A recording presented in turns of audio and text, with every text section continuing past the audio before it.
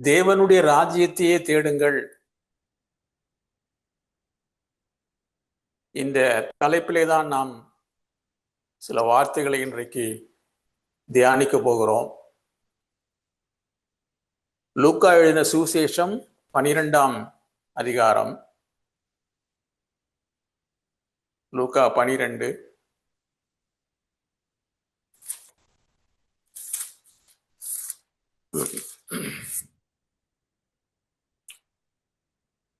உங்களுக்கு தெரியும், இந்த பகுதியை நாம் ஏற்கனவே தியானித்திருக்கிறோம். ஒரு மனிதன் வந்து ஆண்டவரிடத்திலே, எனக்கும் என்னுடைய சகோதரனுக்கும் பாகம் பிரித்து கொடுங்கள் என்று சொல்லுகிறான். 13ஆம் வசனத்துல. அப்பதான் ஆண்டவர் சொல்றார், உங்களை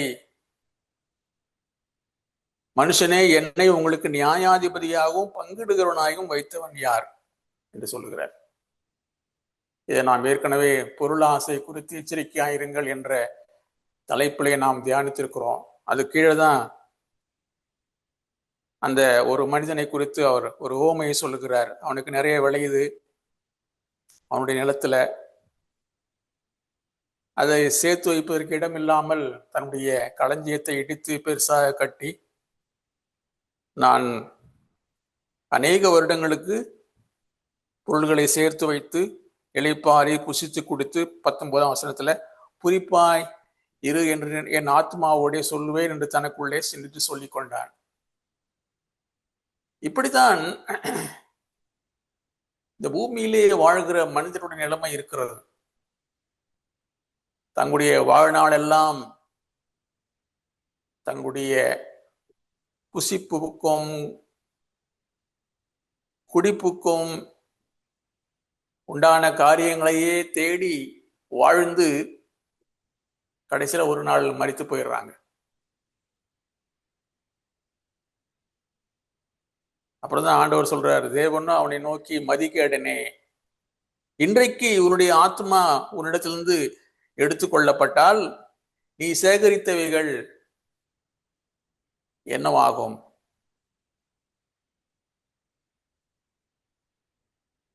தேவனிடத்தில் ஐஸ்வர்யவானாயிராமல் தனக்காகவே பொக்கிஷங்களை சேர்த்து வைக்கிறவன் இப்படியே இருக்கிறான்.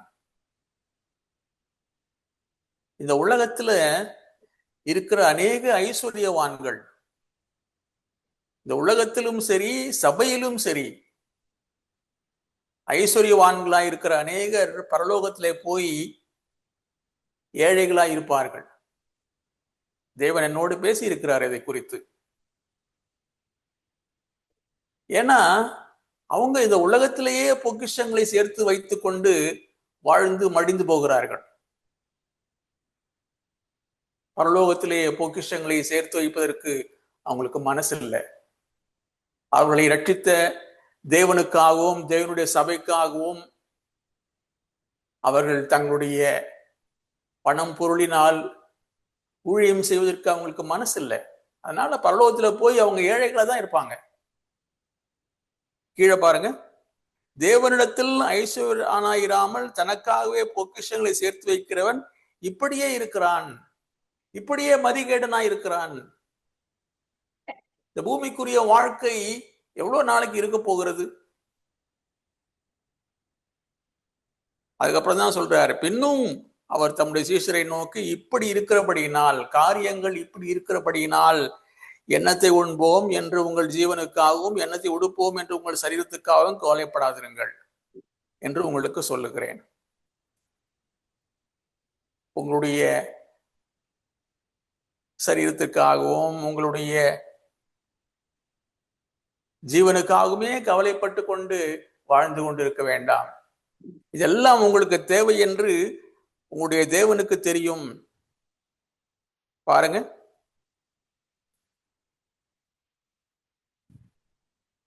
முப்பதாம் வசனத்துல, இவைகள் எல்லாம் உலகத்தார் நாடி தேடுகிறார்கள், இவைகள் உங்களுக்கு வேண்டியவைகள் என்று உங்கள் பிதாவானவர் அறிந்திருக்கிறார். இன்றைக்கு நம்முடைய பரம தகப்பன் நமக்கு இருக்கிறார். அவரால் ரட்சிக்கப்பட்ட ஜனங்களாகிய நமக்கு இந்த உலகத்திலே வாழ்வதற்கும் அவருக்கென்று பிழைப்பதற்கும் இவையெல்லாம் தேவை என்று அவருக்கு தெரியும். ஜீவனுக்கும் தேவ பக்திக்கும் வேண்டிய எல்லாவற்றையும் அவருடைய திவ்ய வல்லமையானது நமக்கு கொடுக்கிறது.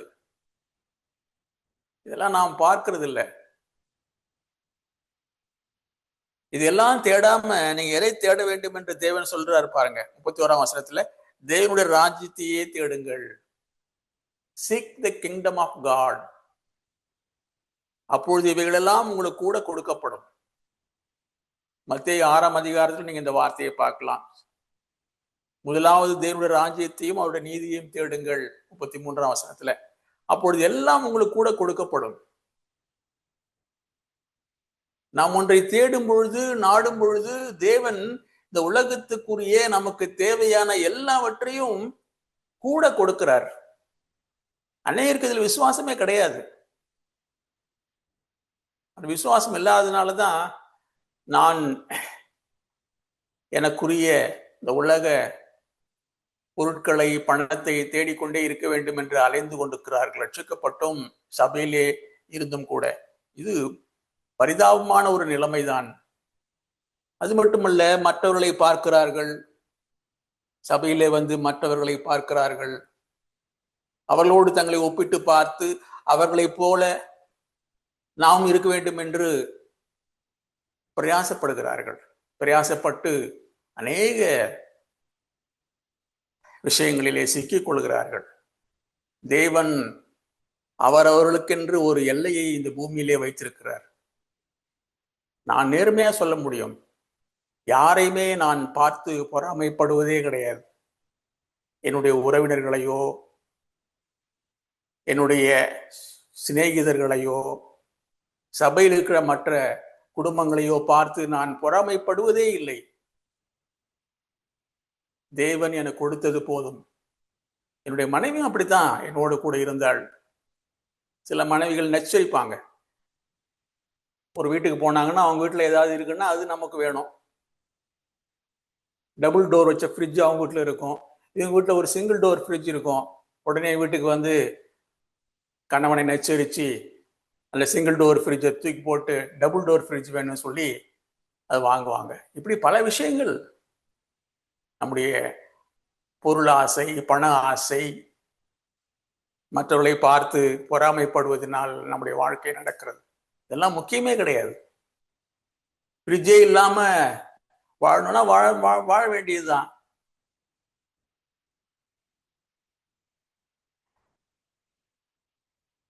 நாம் செய்ய வேண்டியது என்ன? தேவனுடைய ராஜ்யத்தையே தேடுங்கள். அதை விட்டுட்டு மற்ற எல்லாத்தையும் தேடுறோம். தேவன் குறிப்பாய் தீர்க்கமாய் நம்மோடு பேசுகிறார். தேவனுடைய ராஜ்யத்தை தேடுங்கள். நீங்கள் இந்த உலகத்துக்குரியவர்கள் அல்ல. இந்த உலகத்திலிருந்து உங்களை நான் வேறு பிரித்து என்னுடைய ராஜ்யத்துக்கென்று தெரிந்து கொண்டிருக்கிறேன். அந்த ராஜ்யத்துக்குரியதான காரியங்களையே நீங்கள் தேடுங்கள் ஒவ்வொரு நாளும்.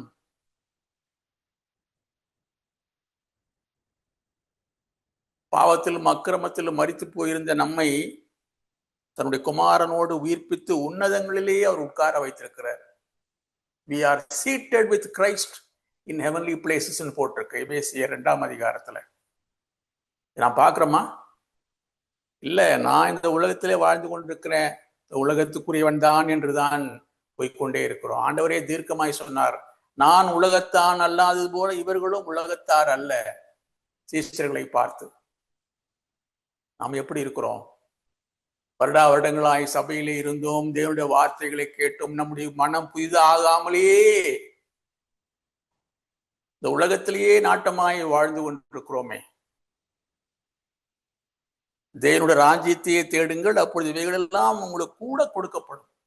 நான் உங்களுக்கு ஒரு போனஸ் மாதிரி இதெல்லாம் கொடுப்பேன். நான் இந்த உலகத்துக்குரிய வாழ்க்கைக்குரிய தேவைகளை நான் உங்களுக்கு கொடுப்பேன் என்று தேவன் வாக்குத்தத்தம் பண்ணியிருக்கிறாருங்க. நாம் விசுவாசிக்கிறோமா? இதையெல்லாம் விசுவாசிக்கிறது இல்லை.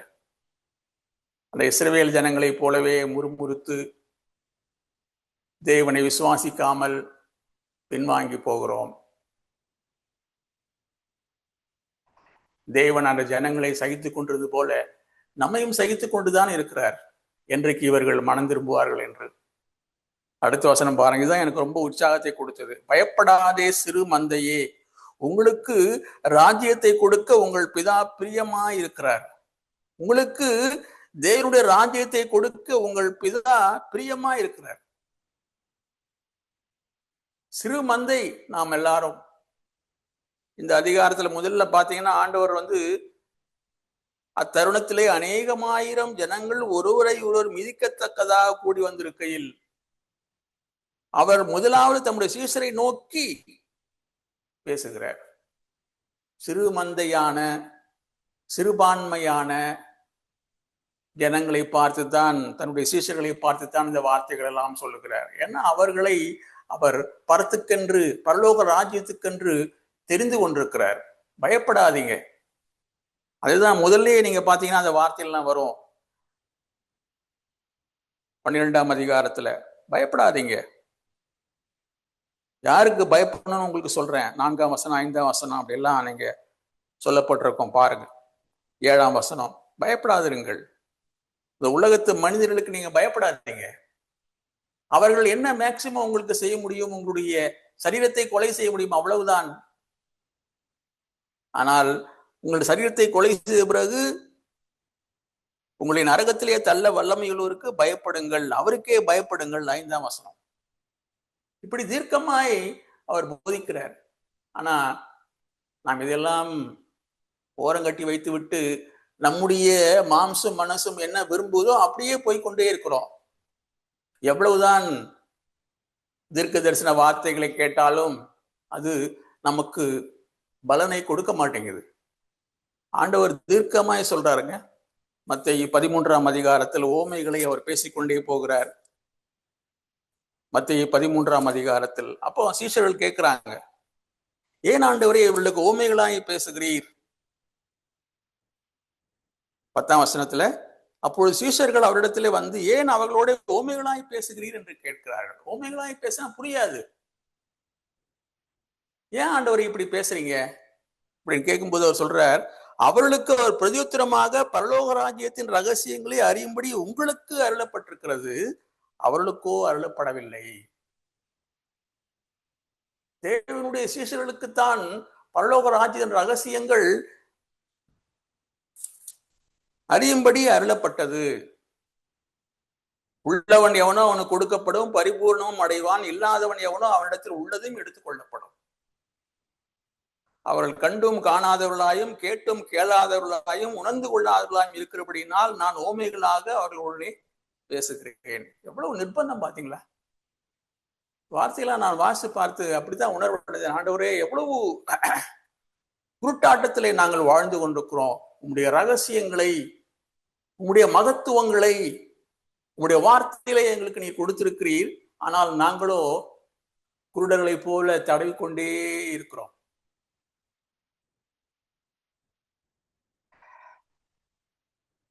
ஒரு குருடன் யானையை தடவினது போல ஒரு பகுதியாக தடவி பார்த்து, யானை இப்படித்தான் இருக்கும். 2 காலையும் தடவி பார்த்து, யானை தூண் போல இருக்கும். காலை தடவி பார்த்து, இது முரம் போல இருக்கும். இப்படி அவனுக்கு என்ன தெரிந்ததோ அந்த முடிவுக்கு அவன் வந்து விடுகிறான், யானை இப்படித்தான் என்று. நாமும் கூட தேவனுடைய வார்த்தையிலே அவர் எல்லாவற்றையும் நமக்கு வெளிப்படுத்தி இருந்தாலும் கண்டும் காணாதவர்களாயும் கேட்டும் கேளாதவர்களாயும் உணர்ந்து கொள்ளாதவர்களாயும் இருக்கிறபடியினால் நான் ஓமைகளாக அவருடனே பேசுகிறேன். 13ஆம் வசனம். 15ஆம் வசனத்துல இந்த ஜனங்கள், ஏசாயா தீர்க்கதரிசியினுடைய வார்த்தையை சொல்லுகிறார். இந்த ஜனங்கள் கண்களினால் காணாமலும் காதுகளினால் கேளாமலும் இருதயத்தினால் உணர்ந்து மனம் திரும்பாமலும். எதுக்கு நாம் வார்த்தைகளை கேட்கிறோம்? தேவனுடைய ராஜ்யத்தையே தேடுங்கள், seek only the kingdom of God அப்படிங்கிற வார்த்தையை நாம் ஏன் கேட்கிறோம்? தேடணும் அப்படின்னு சொல்லிதான் ஆண்டவரே சொல்லியிருக்கும் பொழுது நான் தேடலைன்னா எப்படி அதை அடைய முடியும்? கண்களினால் நான் பார்க்க வேண்டும், காதுகளினால் கேட்க வேண்டும், இதயத்தினால் உணர்ந்து மனம் திரும்பி பரலோக ராஜ்யத்தை நான் பற்றி கொள்ள வேண்டும். இதயத்தினால் உணர்ந்து மனம் திரும்பாமலும் நான் அவர்களை ஆரோக்கியமாக்காமலும் இருக்கும்படியாக அவருடைய இருதயம் கொழுத்திருக்கிறது, கடினமா இருக்கிறது. காதால் மந்தமாய் கேட்டு தங்கள் கண்களை மூடிக்கொண்டார்கள் என்பதே எசேயா தீர்க்கதரிசியின் மூலமாய் சொல்லப்பட்ட வார்த்தைகள் 6ஆம் அதிகாரத்துல. அப்புறம் தான் சொல்றாரு, உங்கள் கண்கள் காண்கிறதுனாலும் உங்கள் காதுகள் கேட்கிறதுனாலும் அவைகள் பாக்கியம் உள்ளவைகள். You are blessed people. அநேக தீர்க்கதரிசிகளும் நீதிமான்களும் நீங்கள் காண்கிறவர்களை காணவும் நீங்கள் கேட்கிறவர்களை கேட்கவும் விரும்பியும் காணாமலும் கேளாமலும் போனார்கள் என்று மெய்யாகவே உங்களுக்கு சொல்லுகிறேன். எவ்வளவு பாரப்பட்டு ஆண்டவர் பேசுகிறார் அந்த சீஷர்களோடு. அப்படி பேசிதான் அவர்களை உணர்த்தி பின்னாடி அவர்கள் இந்த உலகத்தையே கலக்குகிறவர்களாய் எழும்பினார்கள். 3.5 வருடம் அவர்களோடு பேசினார். அநேக தேவனுடைய ராஜ்யத்தை குறித்த காரியங்களை அவர்கள் அதன் பிறகு அதை தேட ஆரம்பித்து அதை பெற்றுக்கொண்டு பெந்தெகோஸ்தே நாளுக்கு அப்புறம் இந்த உலகத்துக்கு ஆண்டவரை குறித்து சாட்சி கொடுக்கிறவர்களாய் வாழ்ந்தார்கள். இன்றைக்கும் கிறிஸ்தவம் 2000 ஆண்டுகள் தாண்டியும் இருக்கிறது என்றால் அதற்கு காரணம் அவர்கள் பெற்றுக்கொண்ட வெளிப்பாடு, அவர்கள் தேவனுடைய வார்த்தையை ஏற்றுக்கொண்ட விதம், அந்த தாழ்மையான இருதயத்தில் அவர்கள் ஏற்றுக்கொண்டு தங்களுடைய வாழ்க்கையை அர்ப்பணித்ததினால்தான் இன்றைக்கு கிறிஸ்தவம் இந்த உலகத்திலே நிறைந்திருக்கிறது. மெய்யான கிறிஸ்தவம் இதெல்லாம் நாம் பார்க்கணும். நாம் வாழ்கின்ற காலத்திலே தேவன் நம் மூலமாய் ஒரு கிரியை நடப்பிக்க விரும்புகிறார். ஒரு வார்த்தை இருக்கு, நீங்க எடுத்து வாசி பாருங்க. பழைய ஏற்பாட்டில் தான் நினைக்கிறேன். உங்கள் நாட்களிலே நான் ஒரு கிரியை நடப்பிப்பேன். அதை ஒரு அப்போஸ்தலன் நடவடிக்கைகள் எடுத்து சொல்றார். பவுல் அப்போஸ்தலன் தான் நினைக்கிறேன். நான் காண்பிக்கிறேன் உங்களுக்கு. அது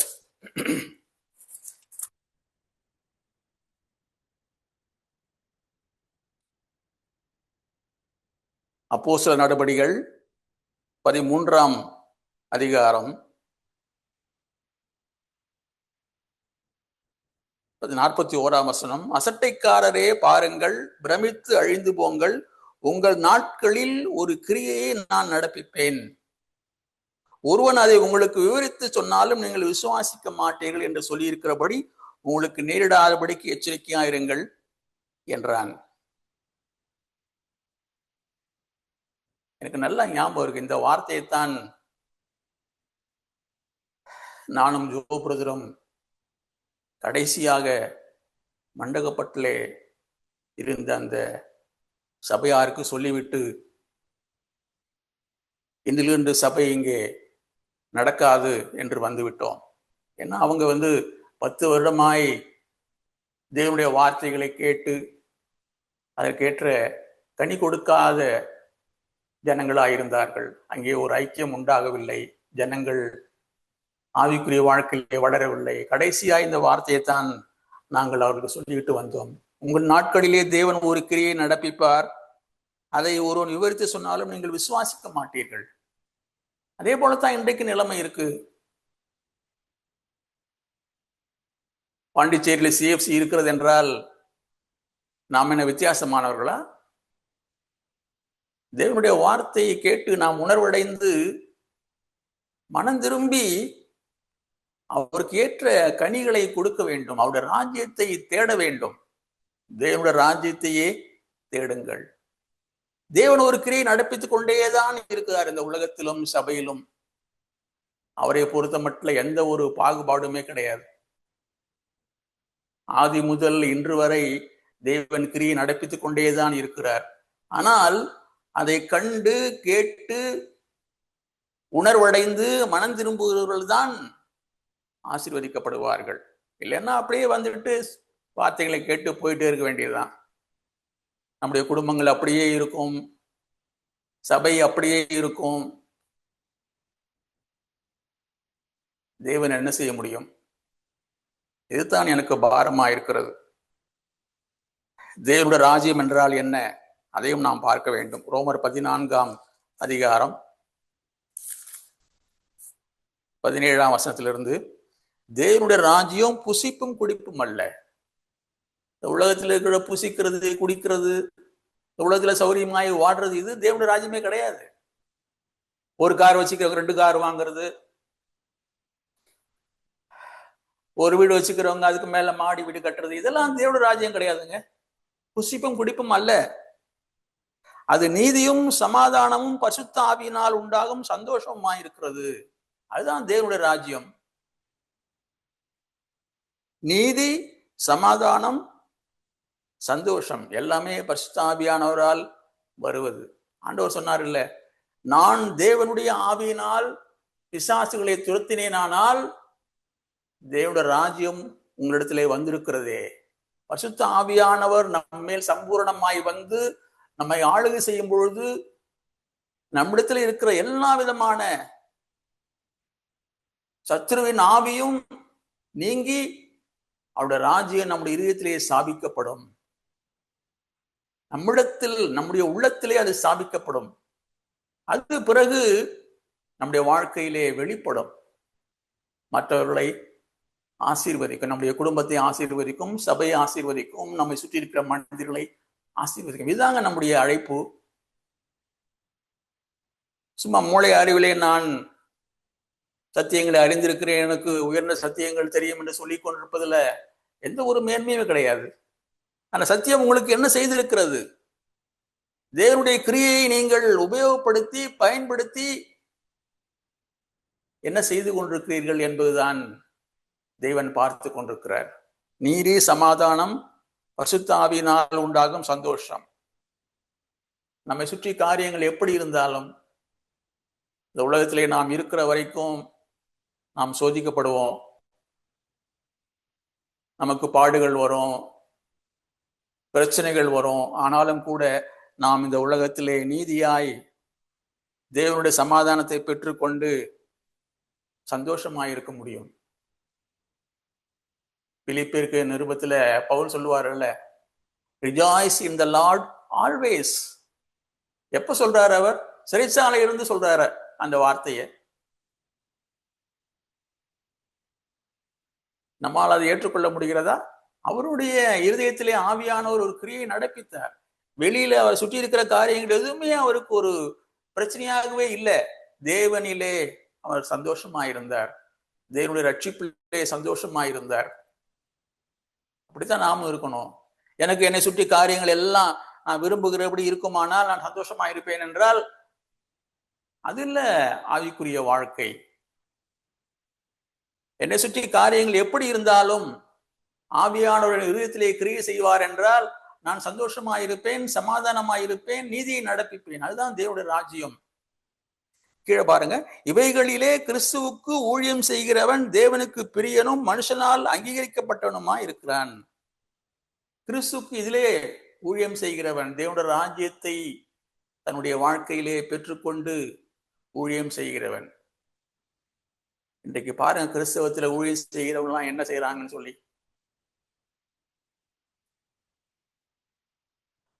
அநேகர் வேறு விதமாய் நடக்கிறார்கள் என்று அன்றைக்கே சொன்னார் பவுல். இன்றைக்கு அநேகரை தாண்டி பெருந்திரளானவர்கள் அப்படி நடக்கிறார்கள். அவருடைய என்ன வார்த்தை அது? பிலிப்பியர்ல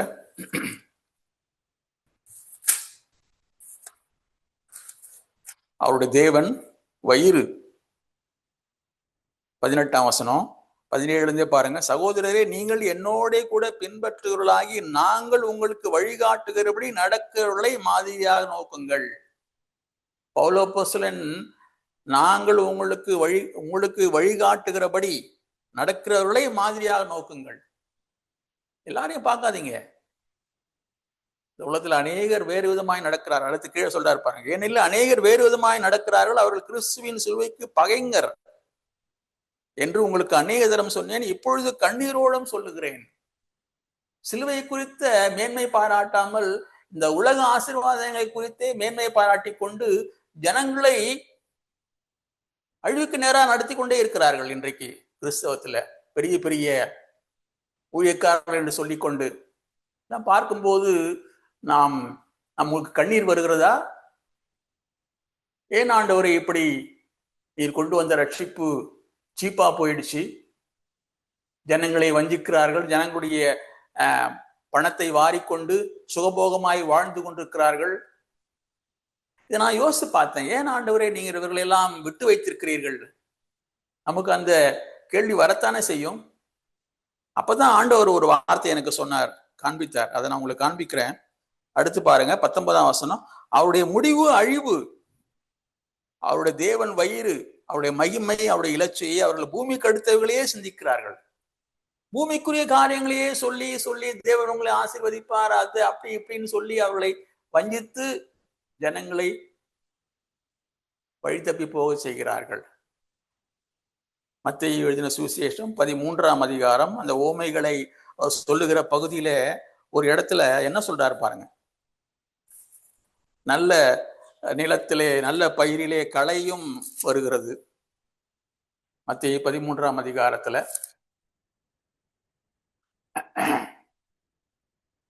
24ஆம் வசனம் பாருங்க. வேறொரு ஓமையை அவர்களுக்கு சொன்னார். பரலோக ராஜ்யம் தன் நிலத்தில் நல்ல விதை வைத்த மனுஷனுக்கு ஒப்பாயிருக்கிறது. தேவன் அவருடைய ரட்சிப்பை கொடுத்து மனிதர்களை ரட்சிக்கிறார், நல்ல விதமாய் அவளை ரட்சிக்கிறார். ஆனா என்ன நடக்குது? மனுஷர் நித்திரை பண்ணுகையில் அவருடைய சத்துரு வந்து கோதுமைக்குள் களைகளை விதைத்து விட்டு போனான். கோதுமை பயிர் விளையுது, மனிதர்கள் கேர்லெஸ்ஸா அந்த ஊழியக்காரர்கள் இருக்கும் பொழுது சத்துருவானவன் வந்து களைகளை விதைத்து விட்டு போகிறான். பயிரானது வளர்ந்து கதிரிட்ட போது களைகளும் காணப்பட்டது. பயிரும் வளருது, களையும் வளருது. வீட்டெஜமானுடைய வேலைக்காரன் அவனிடத்தில் வந்து, ஆண்டவனே நீர் உமது நிலத்தில் நல்ல விதை விதைத்தீர் அல்லவா, பின்னை அதில் களைகள் எப்படி உண்டானது என்றார்கள். அதற்கு அவன், சத்துரு அதை செய்தான். சத்துரு தான் இப்படிப்பட்ட கள்ள போதகர்களை, கள்ள தீர்க்கதரிசிகளை, கள்ள ஊழியக்காரர்களை நடப்பிக்கிறான். அப்பொழுது வேலைக்காரர் போய், நாங்கள் போய் அவைகளை பிடுங்கி போட சுத்தமா என்று கேட்டார்கள். தேவனால் அவர்களை எல்லாம் அப்புறப்படுத்த முடியாத? அப்படிதான் எனக்கு கேள்வி வந்தது. அப்பதான் இந்த வார்த்தையை சொன்னார். அதுக்கு அவன், வேண்டாம், களைகளை பிடுங்கும் பொழுது நீங்கள் கோதுமையும் கூட வேரோடை பிடுங்காதபடிக்கு இரண்டையும் அறுப்பு மட்டும் வளர விடுங்கள். வளர்ந்துட்டே இருக்கட்டும், களையும் வளரட்டும், நல்ல பயிரும் வளரட்டும். அறுப்பு காலம் வரும்பொழுது அறுப்பு காலத்தில் நான் அறுக்கிறவர்களை நோக்கி, முதலாவது களைகளை பிடுங்கி அவைகளை சுட்டரிக்கிறதற்கு கட்டுகளாக கட்டுங்கள், கோதுமையையோ என் களஞ்சியத்தில் சேர்த்து வையுங்கள் என்று சொல்வேன் என்றார். இதுதான் தேவன் எனக்கு கொடுத்த பதில்.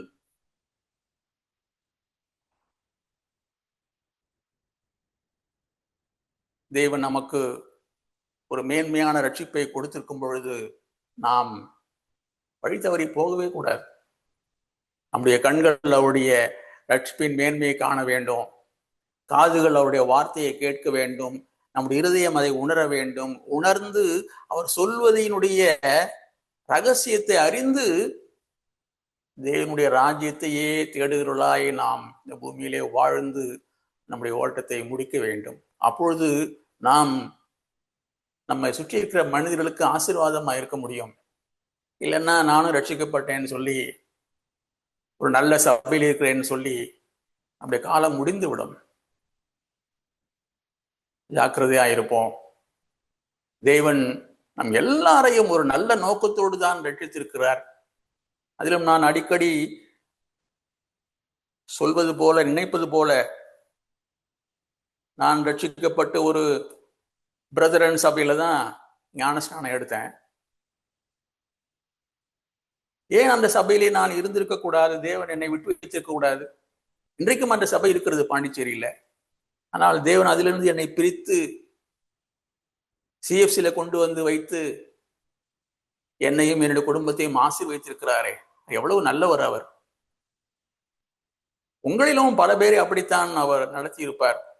பலவிதமான இடங்களிலிருந்து, பலவிதமான சபைகளிலிருந்து நீங்கள் சிஎஃப்சிக்கு வந்திருக்க முடியும். நல்ல வார்த்தைகளை கேட்கிறீர்கள், நல்ல ஐக்கியம் இங்கே இருக்கிறது. இதை பயன்படுத்தி கொண்டு உங்களுடைய ரட்சிப்பு நிறைவேற ஒவ்வொரு நாளும் பிரயாசப்படுங்கள். தேவனுடைய ராஜ்யத்தையே பிரதானமாய் தேடுங்கள். அப்பொழுது தேவன் உங்களுடைய உலகத்து தேவைகள் எல்லாவற்றையும் சந்திப்பார். அதில் எந்த ஒரு மாற்றமும் இல்லை. அவருக்கே மகிமை உண்டாவதாக. ஆமென். கேட்ட நல்ல வார்த்தைகளுக்காக நான் நன்றி செலுத்துறேன்.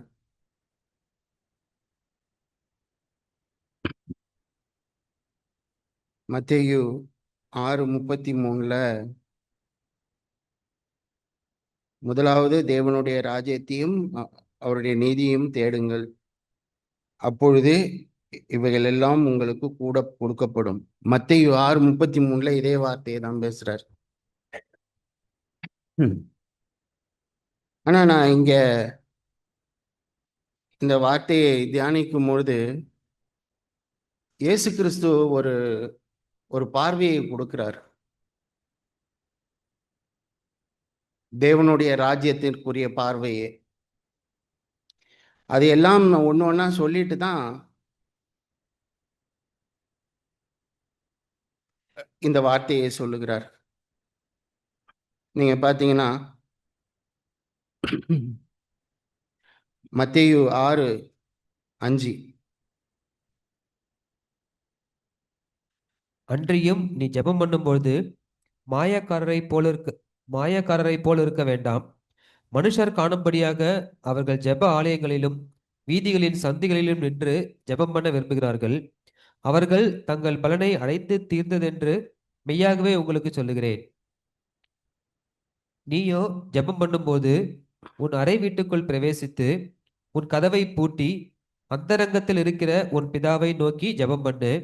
அப்பொழுது அந்தரங்கத்தில் பார்க்கிற உன் பிதா வெளியரங்கமாய் உனக்கு பலனளிப்பார். இங்கே ஒரு பார்வையை கொடுக்கிறார். உலகத்துல உள்ளவங்க எப்படி நடக்கிறாங்க, நம்ம எப்படி நடக்கணும், ராஜ்யத்துக்குரியவர்கள் நம்ம எப்படி நடக்கணும் அப்படின்னு சொல்லி இங்க சொல்றாரு. ஜெபம் பண்ணும்போது எல்லாருக்கும் தெரிகிற மாதிரி உன்னை பெருமை பாராட்டிக்காத. உன்னுடைய ஜெபம் பிதாவை நோக்கி இருக்கட்டும். அவருக்கு பிரியமா நடக்க நம்ம முயற்சிப்போம் அப்படின்னு சொல்லி எப்படி ஜெபம் பண்ணணும்னு சொல்றார். அடுத்தது உபவாசம் இருக்கும்பொழுது எப்படி இருக்கணும்.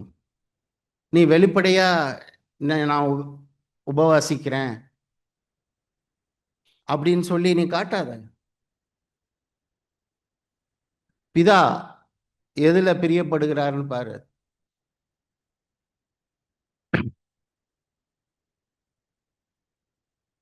ஆம், 6:18 அப்பொழுது அந்தரங்கத்தில் பார்க்கிற உன் பிதா உனக்கு வெளியரங்கமாய் பலனளிப்பார்.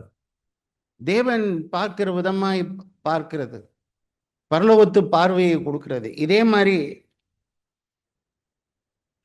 நீ இந்த உலகத்துல எதெல்லாம் வேல்யூவா தெரியுதோ அதெல்லாம் தேவனுக்கு முன்பாக அருவருப்பா இருக்குது. நம்ம பார்க்கிற பார்வை இப்படி சொல்லிட்டு தான் தேவனுடைய ராஜ்யத்தையும் அது நீதியும் தேடுங்கள் அப்படின்னு சொல்றார். நம்முடைய பார்வையே வித்தியாசமா இருக்கணும். ஆனா இங்க நம்ம என்ன செய்யறோம், நான், என்னுடைய குடும்பம், என்னுடைய சகோதர சகோதரர்கள் அப்படின்னு சொல்லி நமக்குள்ள அப்படியே ஒரு கட்டி போட்ட கிணத்து தவளைகள் போல நம்ம இருக்கிறோம். ஆனா பிதா இயேசு கிறிஸ்து சொல்றார், தேவனுடைய ராஜ்யத்தையும் நீதியும் தேடு. தேவனுக்கு எது பிரியம், தேவனுக்கு எது பிடிக்கும், அதையே நீ தேடு. இப்படிதான் 1 by 1 அவர் சொல்லிட்டு இருக்கார். அவர் ஒரு பார்வையை பார்க்கிறார். பவுல் அவருடைய காலத்துல கொலோசியர் 3:1-2 நீங்கள் கிறிஸ்துவுடன் கூட எழுந்ததுண்டானால் கிறிஸ்து தேவனுடைய வலது பாரிசத்தில் வீட்டிற்கும் இடத்திலுள்ள மேலானவைகளை தேடுங்கள். பூமியில் உள்ளவைகள் அல்ல, மேலானவைகளே நாடுங்கள். பவுல் எப்படி பார்த்தார் அவருடைய வாழ்க்கையில? இங்க சொல்றாரு, நீ ரட்சிக்கப்பட்டிருக்கீன்னா, இயேசு கிறிஸ்து உன்னுடைய இருதயத்துல வந்திருக்கிறார்னா, உனக்குள்ளே இருக்கிறார்னா, ஆவியானவர் உனக்குள்ள இருக்கிறார்னா, நீ மேலானவைகளை தான் நீ தேடணும். எது தேவனால் அங்கீகரிக்கப்படும் அப்படிங்கிற ஒரு வாழ்க்கையை தான் நம்முடைய நம்முடைய சிந்தை எல்லாமே அப்படிதான் இருக்கணும். எப்ப பார்த்தாலும் இந்த பூலோகத்தில் இருக்கிற பிரச்சனை, என்னுடைய பிரச்சனைகள், என்னுடைய பிள்ளைகளுடைய பிரச்சனைகள், என்னுடைய மனைவியோட பிரச்சனைகள், இப்படியா யோசிச்சுக்கிட்டு இருக்கிறவர்கள் தேவனுடைய ராஜ்யத்தையும் நீதியும் தேடல.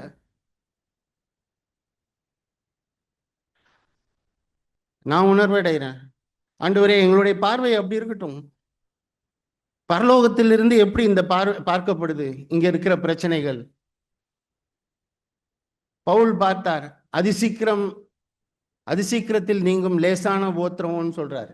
அவர் போன உபத்திரவங்கள் அவ்வளோ பிரச்சனை உள்ளது. ஏன் ஒரு சூழ்நிலையில அவர் செத்து போற அளவுக்கு கூட அவர் சோதிக்கப்பட்டார். ஆனா அவருடைய பார்வையோ வித்தியாசமா இருந்துச்சு.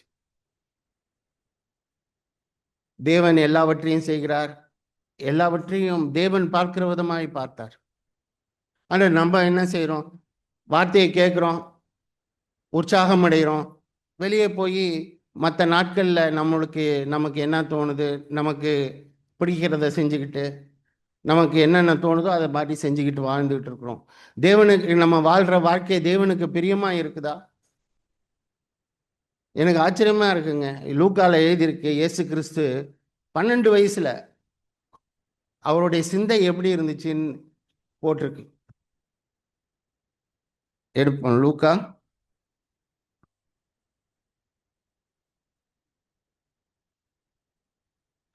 லூக்கா இங்க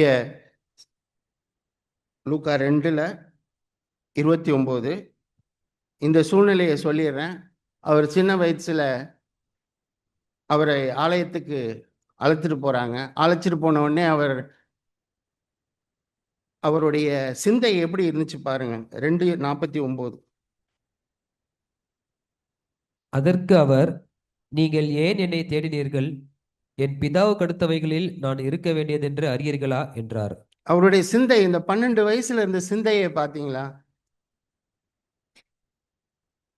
பிதாவுடைய வேலை 12 வயசுல. நமக்கு அந்த மாதிரி தோணுதா? தேவனே, நீங்க இன்னைக்கு இந்த நாளை எனக்கு தந்திருக்கீங்க, உமக்கு பிரியமாய் நான் நடக்கணும், நான் என்ன செய்யட்டும்? நம்முடைய சிந்தை இதாவே ஓடிக்கிட்டு இருக்கா? இல்லை நம்முடைய பிரச்சனைகள் தான் பெருசா இருந்துகிட்டு இருக்கா? இதுக்கு எப்படி செய்வோம், அதுக்கு எப்படி செய்வோம், எப்படி சம்பாதிப்போம் அப்படின்னு நம்மளை யோசிச்சுட்டு இருக்கா? நான் யோசிச்சேன், 12 வயசுல ஓடி ஆடி விளையாடுற வயசுல அவருடைய சிந்தை எவ்வளவு பரத்துக்குரியதா இருக்கு பார்த்தீங்களா? அவருடைய எண்ணமே, நான் இந்த பைபிள்ல அவருடைய சுவிசேஷத்துல அவருடைய சிந்தையை நான் பார்க்கும்போது அவருக்கு இருந்தது எல்லாமே, எப்படி என்னுடைய அப்பாவை நான் பிரியப்படுத்தணும், எப்படி நான் அவரை மகிமைப்படுத்தணும். நம்ம உட்கார்ந்துருக்கோம், வாலிப சகோதர சகோதரிகள்லாம் உட்கார்ந்துருக்கீங்க. இந்த மாதிரி சிந்தை உங்களுக்கு இருக்கா? தேவனை எப்படி நாம் பிரியப்படுத்த முடியும்? இந்த வார்த்தையை நான் படிக்கும்போது எனக்கு ஆச்சரியமா இருந்துச்சு. அந்த சின்ன வயசுல எப்படி ஆண்டவரே நீங்க இப்படி ஒரு வாழ்க்கையை வாழ்ந்தீங்க? அவருக்கு எல்லாம் பிதா. நம்மளும் அதே போல நம்ம இருந்தோம்னா அவரை போல நம்ம மாற முடியும்.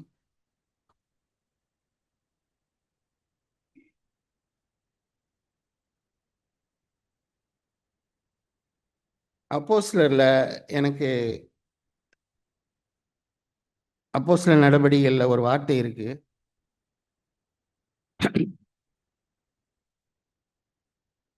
அப்போஸ்தலர் நடவடிக்கைகள் 1:6, 7, 8.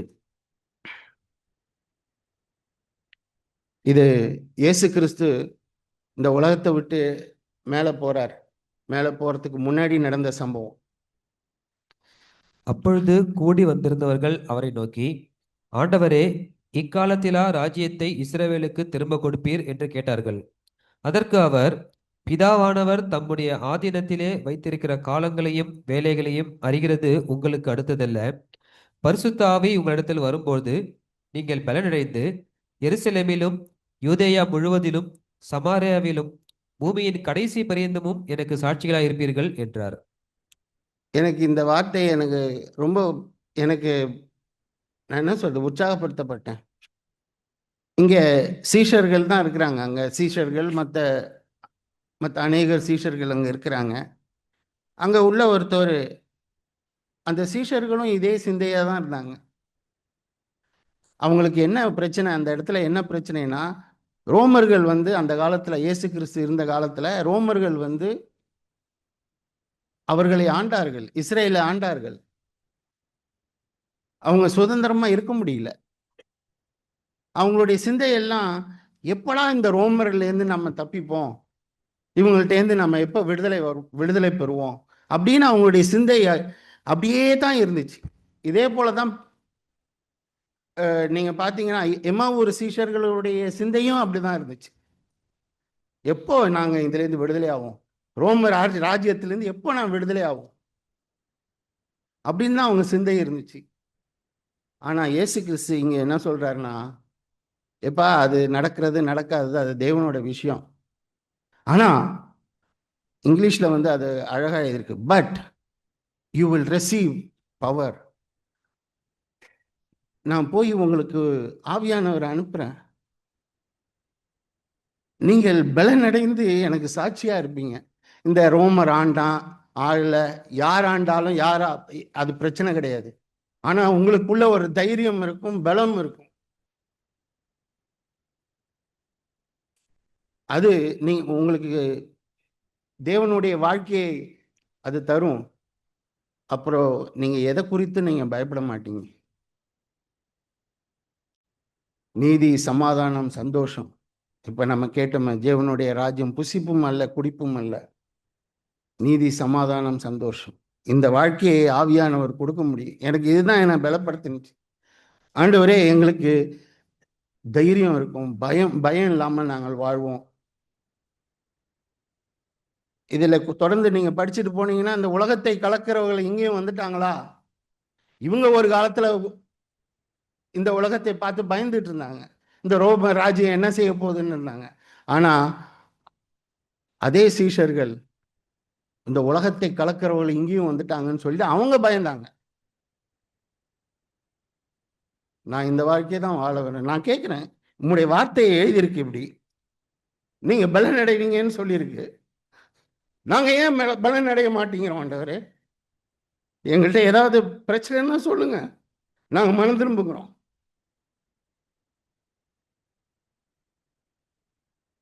தேவன் உண்மை உள்ளவர், அவர் தேடுகிறவர்களுக்கு கண்டிப்பா கொடுப்பார். அவர் நல்ல பிதா. நமக்கு இல்லாம அவரு கொடுக்காம வேற யாருக்கு கொடுப்பா?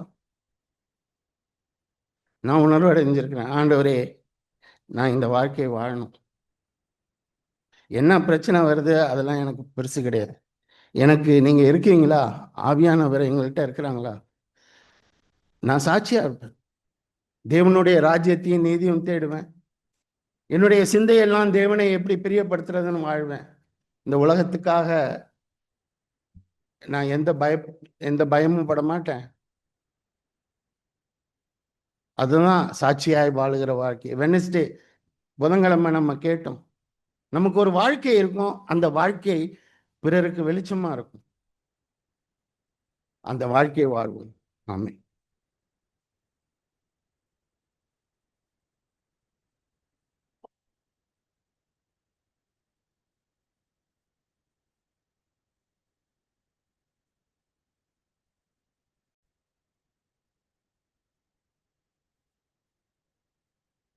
தேவனுடைய ராஜ்யத்தையே தேடுங்கள்.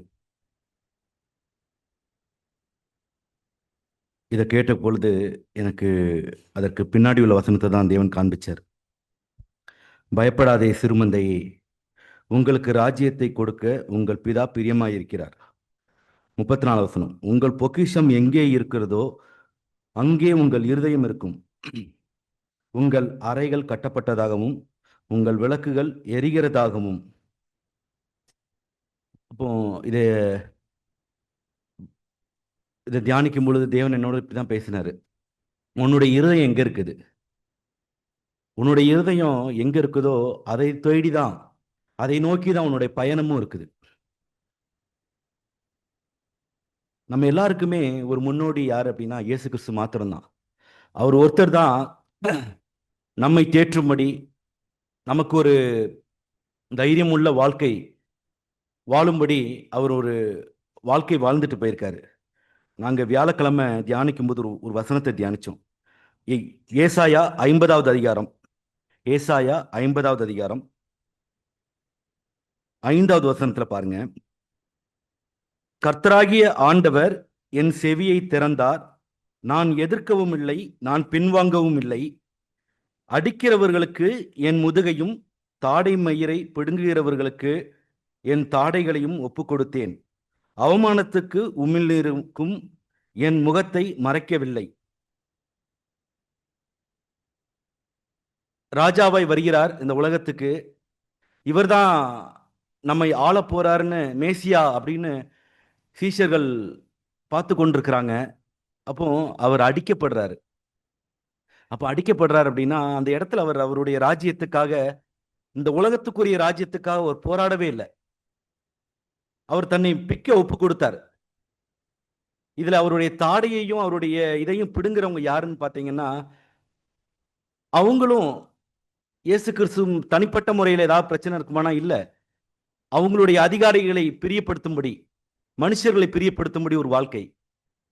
ஆனா இயேசு கிறிஸ்துவுடைய வாழ்க்கை எப்படி இருந்துச்சு இந்த இடத்துல பார்த்தா, தன்னை ஒப்பு கொடுத்தார். ஏன் ஒப்பு கொடுத்தார் அப்படின்னா, என்னுடைய பிதாவுக்கு மாத்திரமே நான் பிரியமா இருக்கணும்.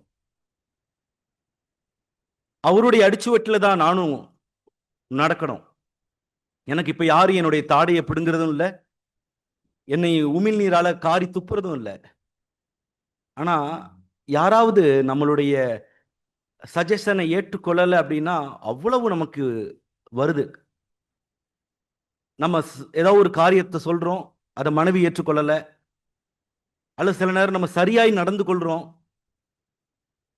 இயேசு கிறிஸ்துக்கு அவர் எந்த விதத்திலையும் பாவமே செய்யாதவர். நாமளும் இங்கே ஏதாவது ஒரு காரியத்தை சரியா செஞ்சிருப்போம், ஆனா அங்க அது நிராகரிக்கப்பட்டிருக்கும். நான் எதுக்கு போராடிட்டு இருக்கிறேன்? நான் ஒரு வசனத்தை காண்பிக்கிறேன். யோவான் 18ஆம் அதிகாரம், யோவான் 18ஆம் அதிகாரம் 33ஆம் வசனத்திலிருந்து. அப்பொழுது பிலாத்து மறுபடியும் அரண்மனைக்குள் பிரவேசித்து இயேசுவை அழைத்து, நீ யூதருடைய ராஜாவா என்று கேட்டான். 35ஆம் வசனத்துல, பிலாத்து பிரதியுத்தரமாக, நான் யூதனா? உன் ஜனங்களுக்கு பிரதான ஆசாரியருக்கும் உன்னை என்னிடத்தில் ஒப்பு கொடுத்தார்கள், நீ என்ன செய்தாய் என்றான்.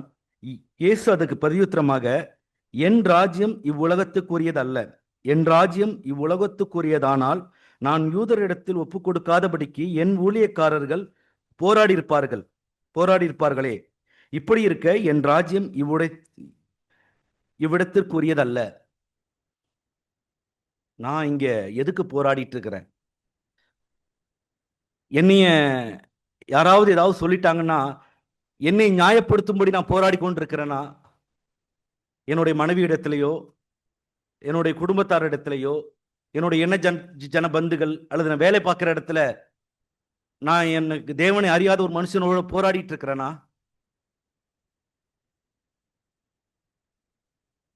தூஷாம்பர் கேட்டாங்க, சிஎஃப்சியில் உள்ளவனா நீங்க வித்தியாசமானவர்களோ? இல்ல, நான் வித்தியாசமானவனா இருக்க முடியும். எப்போ இருக்க முடியும்னா, அதுக்கு கீழே பார்த்தீங்கன்னா 37ஆம் வசனத்துல, அப்பொழுது பிலாத்து அவரை நோக்கி, அப்படியானால் நீ ராஜாவோ என்று கேட்டான். இயேசு பிரதியுத்தரமாக, நீ சொல்கிறபடி நான் ராஜாதான். சத்தியத்தை குறித்து சாட்சி கொடுக்க நான் பிறந்தேன், இதற்காகவே உலகத்துக்கு வந்தேன். இதுவரைக்கும் இயேசு கிறிஸ்து அவருடைய சொன்னாரு. கடைசி அந்த லைனை படிச்சு பாருங்க. சத்தியவான் எவனும் என் சத்தம் கேட்கிறான். அப்போ நான் ராஜ்யத்தை தேடுகிறவனா இருந்தேன் அப்படின்னா நான் சத்தியவானா இருக்கணும். சத்தியவான் எவனும் என் சத்தத்தை கேட்கிறான் அப்படின்னா என்னுடைய வாழ்க்கையில ஒவ்வொரு சூழ்நிலைகளையும் இயேசு கிறிஸ்து நடந்த அந்த வெளிச்சத்தை நான் பார்த்து கொண்டு நடந்து கொண்டே இருக்கணும். எனக்கு கேட்டுக்கொண்டிருக்கும் போது ஒரு வார்த்தையை காண்பிச்சாங்க. தேவனுடைய ராஜ்யம் புசிப்பும் குடிப்பும் அல்ல. அதை கேட்டுக்கொண்டிருக்கும் போது தேவன் எனக்கு காண்பிச்ச வார்த்தை காமிக்கிறேன். யாத்ராகமம் 12ஆம் அதிகாரம். யாத்ராகமம் 12ஆம் அதிகாரம் 5ஆம் வசனத்திலிருந்து வாசிக்கிறேன். அந்த ஆட்டுக்குட்டி பழுதற்றதும் ஆணும் 1 வயதுள்ளதுமாய் இருக்க வேண்டும். செம்மறி ஆடுகளாவது வெள்ளை ஆடுகளாவது அதை தெரிந்து கொள்ளலாம் அப்படின்னு அதை வரிசையா சொல்லி கொண்டு வந்துட்டு இருக்கும்போது அந்த பஸ்கா பண்டிகையில எப்படி புசிக்கணும் அப்படிங்கிற ஒரு வசனத்தை சொல்றாங்க பாருங்க.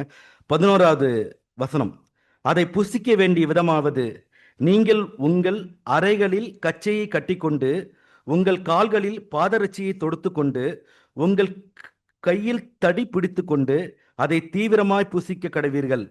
இது கர்த்தருடைய பஸ்கா. தேவனுடைய ராஜ்யத்துக்கு, அவருடைய ராஜ்யத்துக்கு பிரயாணம் பண்ணுகிறனா எப்படி இருக்கணும்? நான் சாப்பிடக்கூடாதுன்னு கிடையாது, நான் குடிக்க கூடாதுன்னு கிடையாது. நான் சாப்பிட்றதா இருந்தாலும் குடிக்கிறதா இருந்தாலும் என்னுடைய அரைக்கச்சையை நான் தளர்த்தினவனா இருக்கக்கூடாது.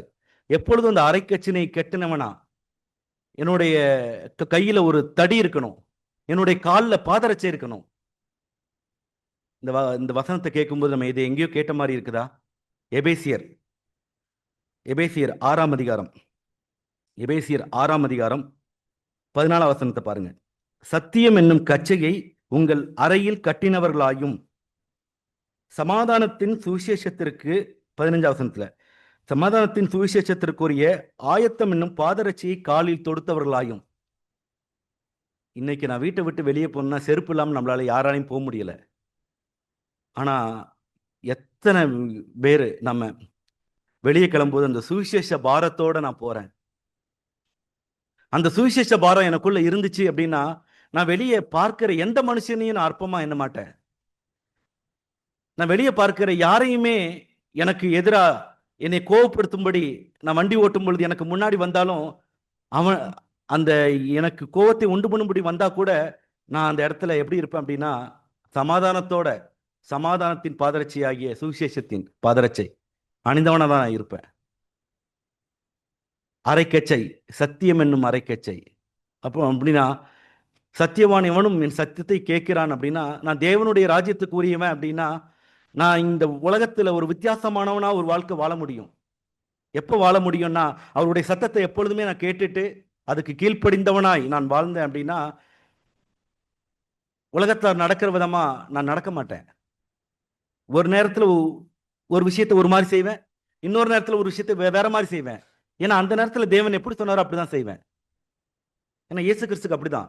இயேசு கிறிஸ்துவை பார்த்து அவங்க சகோதரர் கேட்கிறாங்க, பிரபலமா இருக்கிற எவனும் வீட்டுக்குள்ள இருக்க மாட்டான், நீ எருசலேமுக்கு நாளைக்கு அந்த இதுக்கு வான்னு அவங்க சகோதரர் கூப்பிடும்போது அவர் அந்த நேரத்துல என்ன சொல்றாரு தெரியுமா? இல்ல நான் வரல அப்படிங்கிறாரு. ஆனா அதே இது அடுத்த நாள் அங்க இருக்கும் பொழுது அவர் தேவாலயத்துக்கு வந்து பிரசங்கிக்கிறாரு. அப்போ நேத்து என்ன இயேசு கிறிஸ்து பொய் சொன்னாரா? இல்ல, அவர் பிதா அந்த நேரத்துல என்ன சொன்னாரோ அதுக்கு தான் அவர் கீழ்ப்படிந்தார். சகோதரர்கள் பேசும்போது பிதா அவருக்கு பதில் சொல்லி இருக்க மாட்டாரு. ஆனா அவங்க போன பிறகு பிதா நீ துரிதமா கிளம்பு, நீ அங்க இருக்கணும் அப்படின்னு பிதா இயேசு கிறிஸ்து சொன்ன உடனே அவர் எப்பொழுதுமே பிதாவை பிரியப்படுத்தும்படி ஒரு வாழ்க்கை வாழ்ந்தார். அதனால அவருக்கு எதுவுமே அந்த ஏசாயா 55ல படிச்சோம்ல இந்த வசனம் 50ஆம் அதிகாரத்துல அவர் வந்து 5ஆம் வசனத்துல கர்த்தராகிய ஆண்டவர் என் செவியை திறந்தார், நான் எதிர்க்கவும் இல்லை, நான் பின்வாங்கவும் இல்லை. அப்படின்னா தேவனுடைய வார்த்தைக்கு எப்பொழுதுமே என்னுடைய சுயம் எப்படி இருக்கு அப்படின்னா அதுக்கு எதிராக தான் செயல்பட நினைக்குது. அல்லது சில விஷயத்தை தேவன் செய்யும் சொல்லும்போது இப்ப வேண்டாம் ஆண்டவரே நான் பிறவு செய்யறேன். இல்ல, இயேசு கிறிஸ்து அதுக்கு எதிர்க்கவும் இல்லை, அதுக்கு பின்வாங்கவும் இல்லைன்னா அப்படி அப்படியே கீழ்ப்படிந்தார். நான் அப்படி அப்படியே நான் கீழ்ப்படியும் பொழுது மாத்திரம்தான் அவருடைய ராஜ்யத்தை நான் இது பண்ண முடியும். அதனாலதான் நீங்க பாத்தீங்கன்னா அந்த லூக்கா 12லயும் இந்த வார்த்தை வருது 35ஆம் வசனத்துல, உங்கள் அறைகள் கட்டப்பட்டதாயும் உங்கள் விளக்குகள் எரிகிறதாகும். அப்போ நான் எல்லாருக்கும் வெளிச்சமா இருக்கணும். இந்த புதன்கிழமை கேட்டோம், இப்பவும் திரும்பவும் ஜோபதர் நினைவுபடுத்தினாங்க. அப்போ எனக்கு எப்படி இருக்கும் அப்படின்னா, நான் என்னுடைய அறையில கச்சை, சத்தியம் என்கிற கச்சையை கட்டினவனா, அவருடைய சத்தத்தை கேட்கிறவனா நான் இருந்தேன் அப்படின்னா, நான் எப்பொழுதும் எரிகிற விளக்காய் இருப்பேன். நான் வெளியே போகும்பொழுது அந்த சுவிசேஷம் என்னும் பாதரட்சியை தொடுத்தவனா இருப்பேன். இனிய டிராஃபிக்லயோ அல்லது எந்த ஒரு சிக்னல்லையோ எனக்கு எதிராய் நடக்கும் பொழுது நான் அந்த மனுஷனை மன்னிக்கிறவனா இருப்பேன். வேலை ஸ்தலத்தில் நான் நிராகரிக்கும் பொழுது அங்கேயும் நான் மற்றவர்களை மேன்மையா எண்ணுவேன். இப்படியே நான் ஒவ்வொரு இடத்துலையும் தேவனுடைய சத்தத்தை கேட்டு கேட்டு கேட்டு கேட்டு நடந்தேன் அப்படின்னா, எனக்கு இந்த உலகத்துல நான் எதை குறித்து எனக்கு பயம் இருக்காது. எனக்கு வருங்காலத்தை குறித்து பயம் இருக்காது. எனக்கு என்ன சூழ்நிலைகள் நடந்தாலும் அதை ஒப்பு கொடுப்பதற்கு நான் லகுவா இருப்பேன். ஆனா இன்னைக்கு கிறிஸ்தவ வாழ்க்கை அநேகருக்கு பாரமா இருக்கிற காரணம் என்னன்னா, என்னுடைய போராட்டம் என்னுடைய மாம்சத்தையும் என்னுடைய சுயநலத்தையும் ஆசை இச்சைகளை நிறைவேற்றுவதாய், அதான் சொன்னாங்கல்ல, அவர்கள் வயிறு அப்படின்னா, நான் புசிப்பும் குடிப்பும் அல்ல அப்படின்னா, நான் என்னுடைய அரைக்கச்சையை தளர்த்தினவனா அப்படின்னா, தேவனுடைய வார்த்தையை கேட்கறதுக்கு செவியை மறுத்தவனாய் நான் அந்த உலகத்தில் உள்ளதை அப்படியே நான் உட்கொள்ளணும்னு நினைக்கிறேன். இல்ல, நான் தீவிரமாய் எனக்கு தேவையானதை மட்டும் உட்கொண்டுட்டு நான் பயணத்துக்கு நான் தயாரா இருக்கிறவனா இருந்தேன் அப்படின்னா, தேவனுடைய ராஜ்யத்துக்கு நான் பங்குள்ளவனா இருப்பேன். தேவன் என்னோட பேசின வார்த்தைக்கு நன்றி செலுத்துறேன். ஆமென்.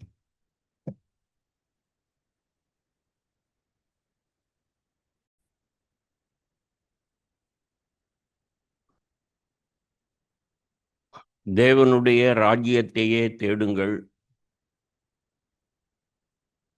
தேவனுடைய ராஜ்யம்னா நீதி, சமாதானம், சந்தோஷம்னு பார்த்தோம். நீதிக்கு எதிர்ப்பதம் என்ன? சின்ன பிள்ளைய கூட பதில் சொல்லும். நீதிக்கு எதிர்ப்பதம் பாவம்.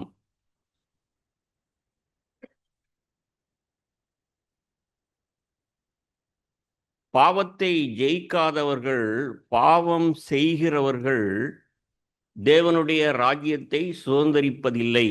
ஆமென். சகோதரர்கள் பேசின எல்லா வார்த்தைகளையும் நான் கவனமாய் கேட்டு தொடர்ந்து ஆவியானவர் நம்மளோடு பேசணும்னு நான் வாஞ்சிக்கிறேன்.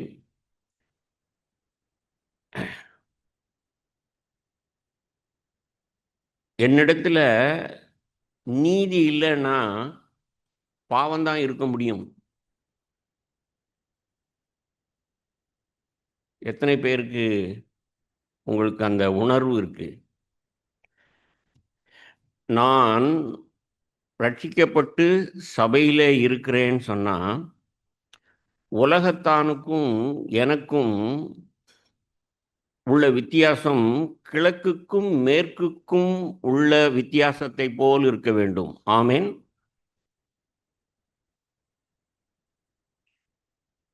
நான் தேவனால் பிறந்தவன், நான் ஆண்டவருடைய பிள்ளை, அவருடைய சீசன்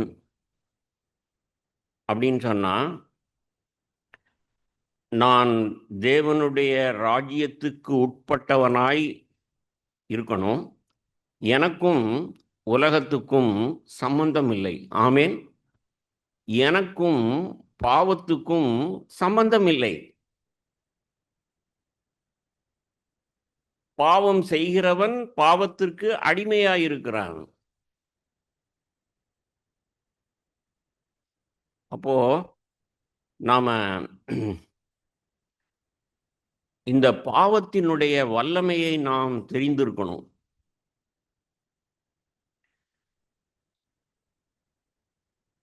ரட்சிப்புக்கு தேவன் செலுத்தின விலைக்கிரயம் அவருடைய ஒரே பேரான குமாரன்.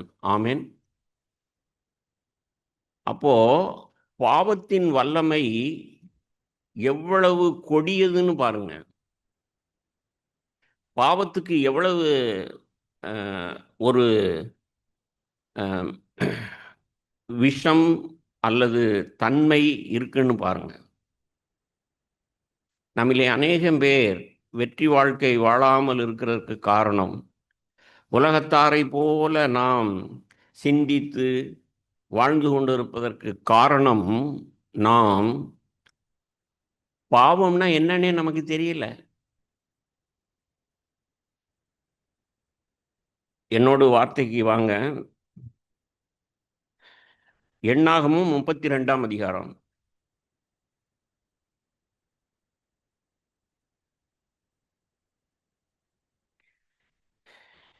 இங்கே உள்ள ஒரு நிகழ்வு என்ன அப்படின்னா, அந்த இஸ்ரேல் ஜனங்கள் 12 கோத்திரத்தார் யோர்தானை கடந்து கானான் தேசத்தை போய் சுதந்திரிக்கணும். ஆனால் அதில் 2 கோத்திரத்தார், 2.5 கோத்திரத்தார் 23ஆம் வசனத்தில்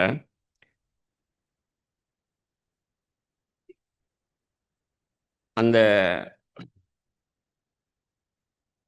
யோர்தான் நதிக்கு அப்பால கடந்து போய் கானான் தேசத்தை சுதந்திரிக்காமல், எங்களுக்கு ஆடு மாடுகள் இருக்கு, இதோ இந்த யோர்தான் நதி பாயிற இடத்துல பசுமையான புல்வெளி இருக்கு, இந்த புல்வெளிகளை எங்கள் ஆடு மாடுகள் சாப்பிட்டு நல்லா இருப்பாங்க, நாங்கள் இங்கேயே எங்களுடைய பங்கை எங்களுக்கு கொடுங்க அப்படின்னு மோசேட்ட கேட்குறாங்க. அப்போ மோசே அவர்களை எச்சரிக்கிறார். எப்பா, ஆதியிலிருந்து ஜனங்கள் எப்படி முரட்டாட்டம் பண்ணாங்க, எப்படி தேவன் அவர்களை வனாந்தரத்தில் அழித்தார், இதெல்லாம் நீங்கள் பார்க்க தானே செஞ்சீங்க. இப்பையும் நீங்கள் சுயநலமாக சிந்திக்கிறீங்களோன்னு எனக்கு பயமாக இருக்குது. சகோதரனே, சகோதரியே, தேவனுடைய ராஜ்யம் உங்களுக்கு பெரிதா படலை, அதை தேடாமல் இருக்க காரணம் உங்கள் சுயநலமோ என்று எனக்கு பயமாக இருக்கிறது. வார்த்தையை சம்பந்தப்படுத்துகிறேன்.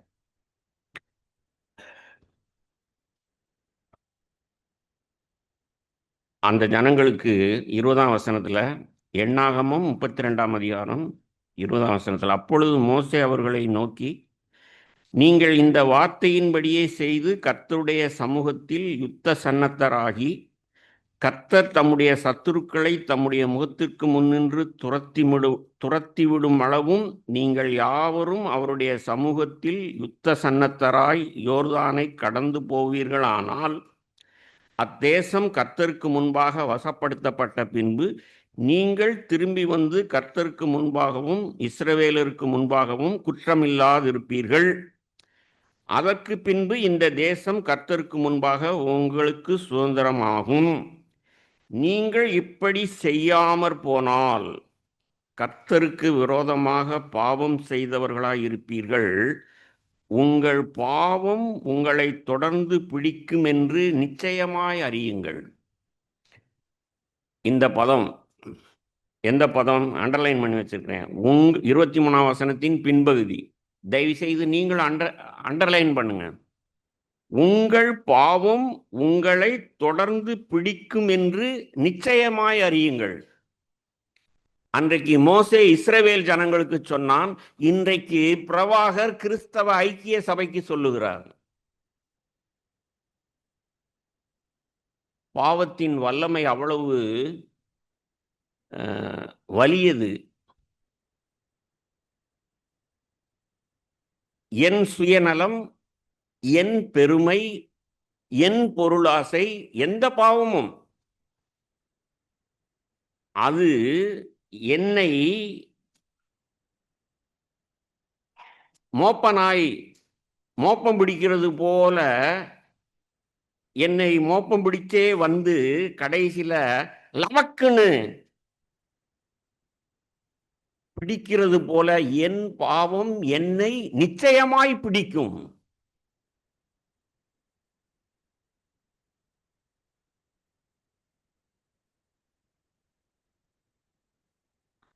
அந்த ஜனங்கள் அந்த 2.5 கோட்டத்தை, ரூபன், மனாசே, இந்த 2.5 கோத்திரத்தார் வந்து நீங்க அப்படி எங்களை தப்பா எடை போடாதீங்க மோசே.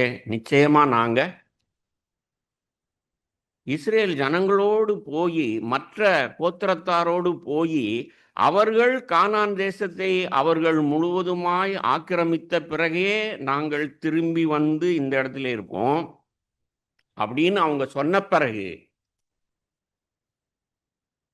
ஜாக்கிரதையா இருங்க. நீங்க அப்படி செய்யலைன்னு சொன்னா உங்கள் சுயநலம், உங்கள் பாவம், உங்கள் அக்கிரமம் உங்களை தேடி கண்டுபிடித்து உங்களை கடித்து கொதறி நீங்க ஒண்ணுமில்லாம ஆக்கிடுவீங்க. டாக்டருங்கிறதுனால டாக்டர் பாஷையிலையும் கொஞ்சம் பேசுறேன். ஒரு நாய் கடிச்சிருச்சுன்னா எவ்வளவு பயப்படுறோம். இதுக்கு தடுப்பூசி போடணுமா? லோக்கல் ஆஸ்பத்திரிக்கு போறோம். இல்லை, இதுக்குரிய தடுப்பூசி பெரிய ஆஸ்பத்திரியில் இருக்கு. அங்கே போய் இத்தனை ஊசி போடணும், தொப்புளை சுற்றி போடணும், அவங்க சொன்னபடியே போட்டுறோம். ஏன்னா வெறி நாய் கடிச்சா அதனுடைய வலிமை எவ்வளவு பயம்னு நம்ம தெரியுது. இப்போ ஆவியானவர் சபைக்கு கேட்கிறார். டாக்டர் பிரபாகர் பேசலை. இப்போ உங்கள் பாவம், உங்கள் சுயநலம், உங்கள் பெருமை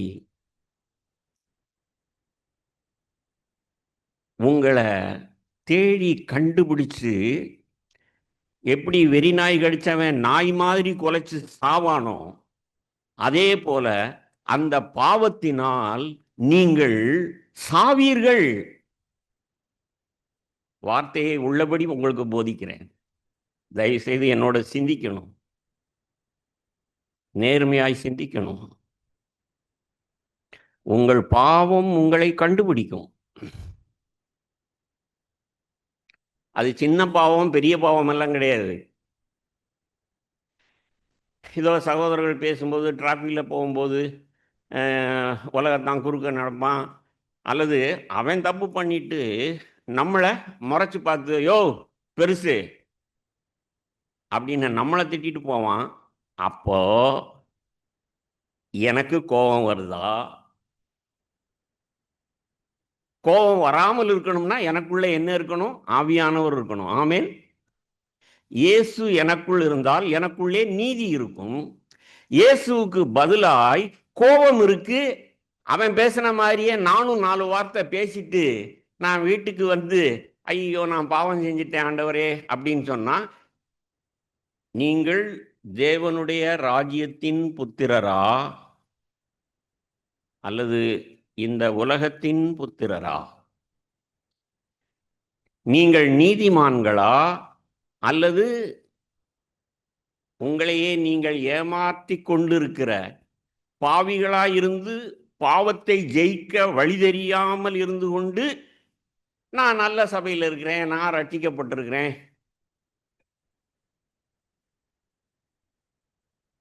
தயவு செய்து சிந்தியுங்கள். உங்களுக்கு தெரியுமா, தேவனை பொறுத்த வரைக்கும் நம்மை முற்றுமுடிய ரட்சிக்க அவர் வல்லமை உள்ளவர். அல்லேலூயா. அவரை பொறுத்த வரைக்கும் ரட்சிப்பு அழியவே அழியாது. யோவான் 10ஆம் அதிகாரம், இதெல்லாம் எடுக்க தேவையில்லை, பல முறை உங்களுக்கு சொல்லியிருக்கேன். நீங்க எனக்குள் இருந்தீங்கன்னா நான் உங்களை பத்திரமா பிடிச்சிருப்பேன். பிதா என்னிலும் பெரியவர், என் கைக்கு வெளியே பிதாவின் கை உங்களை பிடிச்சிருக்கும். நீங்களோ பத்திரமா இருப்பீங்க. என்னுடைய கிராமத்து பாஷையில் சொல்லுவாங்க, ஏதாவது ஒரு பொருளை பத்திரமா கொண்டு போய் சேர்க்கணும்னு சொன்னா எனக்கு சொல்லுவாங்க, ஏய் 2 கையிலையும் இறுக பிடிச்சுக்கிட்டு பத்திரமா கொண்டு போய் சேர்க்கணும். என்னுடைய பாட்டியோ அப்பாவோ அம்மாவோ சொல்லியிருப்பாங்க. அதை கன்ஃபார்ம் பண்ணிக்கிடுவாங்க. அந்த பொருளை அப்படி பிடிச்சு இப்படி பிடிச்சு திறக்கவே கூடாது, அங்கே கொண்டு போய் சேர்க்கிற வரைக்கும் திறக்கவே கூடாது. இயேசு சின்ன பிள்ளைகளுக்கு கூட விளங்கும்படியாக தான் பிரசங்கித்தார். எப்பா, நீ எனக்குள்ள இருந்தீன்னா நான் உன்னைய பத்திரமா பிடிச்சிருக்கேன். என் பிதா என்னை விட பெரியவர், அவர் அதற்கு மேலே இன்னொரு கையில் பத்திரமா பிடிச்சிருக்கிறார். ஆனால் நாம, ஓ ரொம்ப ஆறுதலாக இருக்கு பிரதர், அப்போ நான் தொலைஞ்சு போகவே மாட்டேன்.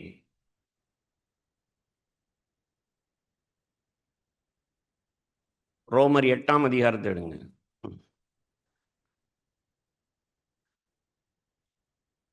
பவுலை விட யாரும்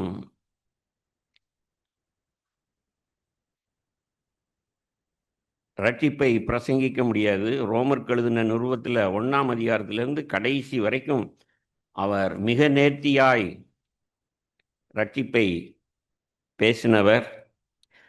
அந்த அப்போஸ்தலர்களுடைய அஸ்திபாரத்தில் நாம் கட்டப்பட்டிருப்போமானால் அவருடைய வார்த்தை நம்மை, பாருங்க, ரோமர் 8ஆம் அதிகாரம்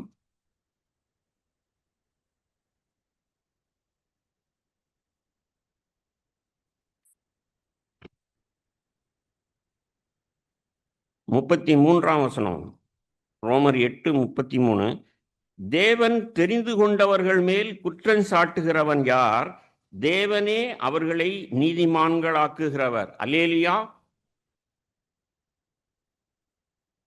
ரட்சிப்பு கர்த்தருடையது. அவரை பொறுத்த வரைக்கும் ரட்சிப்பு இழந்து போறதே இல்லை, தொலைக்கவே முடியாது. நான் உன்னை தொலைச்சிட மாட்டேன். ஆமேன். தொடர்ந்து வாசிப்போம். 34ஆம் வசனம். ஆக்கனைக்குள்ளாக தீர்க்கிறவன் யார்? கிறிஸ்துவே மரித்தவர், அவரே எழுந்தும் இருக்கிறவர், அவரே தேவனுடைய வலது பார்சத்திலும் இருக்கிறவர், நமக்காக வேண்டுதல் செய்கிறவரும் அவரே. உமது நிமித்தம் எந்நேரமும் கொல்லப்படுகிறோம், அடிக்கப்படும் ஆடுகளைப் போல எண்ணப்படுகிறோம் என்று எழுதியிருக்கிறபடி நேரிட்டாலும் கிறிஸ்துவின் அன்பை விட்டு நம்மை பிரிப்பவன் யார்? யோசித்து பாருங்க. அவர் எவ்வளவு ஆணித்தரமா ஒரு விஷயத்த சொல்றாருன்னா, எப்பா, உபத்திரவம், வியாகுலம், துன்பம், பசி, நிர்வாணம், நாசமோசம், பட்டயம், இதுல எதுவுமே நம்மை பிரிக்க முடியாது. ஏன்னா நாம பத்திரமா அவர் கையில் இருக்கிறோம். ஆமேன். இவை எல்லாவற்றிலேயும் நாம் நம்மில் அன்பு கூறுகிறவராலே முற்றும் ஜெயங்கொள்ளுகிறவர்களாய் இருக்கிறோமே. ஹலோ, பவுலினுடைய அனுபவம் உங்களுக்கு இருக்கிறதா? இப்ப எத்தனையோ வார்த்தைகளை கேட்டோம், பாட்டு பாடணும். இப்போ இயேசு உலகத்தை ஜெயித்தார், பிசாசை ஜெயித்தார், தன் மாம்சத்தில் உள்ள ஆசை இச்சைகளை ஜெயித்தார். இயேசு உனக்குள் இருந்தால் நீ அவர் ஜெயித்தது போல உலகத்தையும் ஜெயித்திருக்கணும், பாவத்தை ஜெயித்திருக்கணும், சாத்தானை ஜெயித்திருக்கணும், உன் மாம்சத்தில் உள்ள ஆசை இச்சைகளையும் ஜெயித்திருக்கணும். ஆமேன். ஆனா அந்த ஜெயம் எனக்கு இல்லை, ஆனா இயேசு எனக்குள் இருக்கிறார் அப்படின்னு சொன்னா இது பித்தலாட்டமா இல்லையா? திரும்பவும் வார்த்தையை எடுக்க வேண்டாம். கலாத்தியர் 2ஆம் அதிகாரத்தில் எழுதியது, பிழைத்திருக்கிறது நான் அல்ல, எனக்குள் கிறிஸ்துவே பிழைத்திருக்கிறார். அவருடைய விசுவாசம் என்ன? இயேசு எனக்குள் இருக்கிறார். இயேசு எனக்குள் இருந்தால் அவரை போல் சிந்திப்பேன், அவரை போல் உலகத்தை ஜெயிப்பேன், ஆசை இச்சைகளை ஜெயிப்பேன், சாத்தானை ஜெயிப்பேன். இயேசு எனக்குள்ள இருக்கிறார்னு சொல்லிட்டு நான் பாவம் செய்த முதலாம் மனுஷனை போல, ஆதாமை போல, என்னுடைய தாய் தகப்பன் ஜென்ம சுபாவத்தின்படி என்னை பெற்றெடுத்த இந்த உலக வாழ்க்கையை போல, உலகத்தானை போல நான் யோசிக்கிறேன், நாடுறேன், தேடுறேன். கொலோசியர்ல நம்ம வாஸ்தவமே, மேலானவைகளை தேடுறதுக்கு பதிலாக பன்றிகளை போல நான், என் குடும்பம், என் வீடு, ரெண்டுக்கு சம்பந்தம் இல்லையேங்க, முரண்பாடா இருக்கு.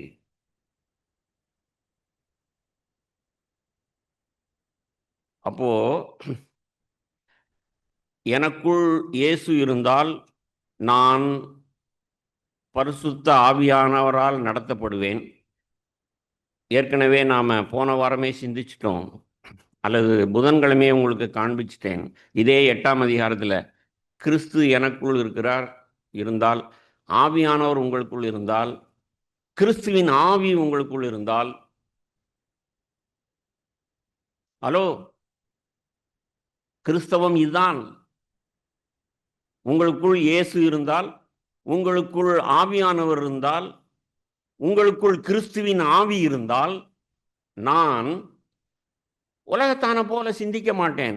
உலகத்தானை போல நான் எதையும் விரும்ப மாட்டேன். உலகத்தானுக்கும் எனக்கும் உள்ள வித்தியாசம் கிழக்குக்கும் மேற்குக்கும் உள்ள வித்தியாசம் போல இருக்கும். அதற்கு மாறாக நான் உலகத்தானை போலேயே நான் சிந்திக்கிறேன், செயல்படுறேன்னு சொன்னா அந்த பாவம் என்னை என்ன செய்யும்னு தெரியுமா?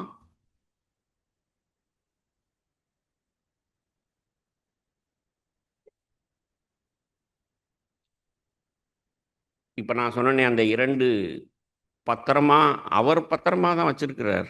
ஆனால் நான் அந்த ரட்சிப்பை விலையேற பெற்ற பொக்கிஷமாய் நான் காத்து கொள்ளாத பட்சத்தில் அந்த அந்த பாவம் என்ன செய்யும்? என்னைய கண்டுபிடிச்சு கடைசியில அது என்னை நரகத்துக்கு, அழிவுக்கு கொண்டு செல்லும். ஆமேன். ஆமேன்னு சத்தம் வரமாட்டேங்குது. வார்த்தை எடுங்க. மத்தேயு எழுதின சுவிசேஷம்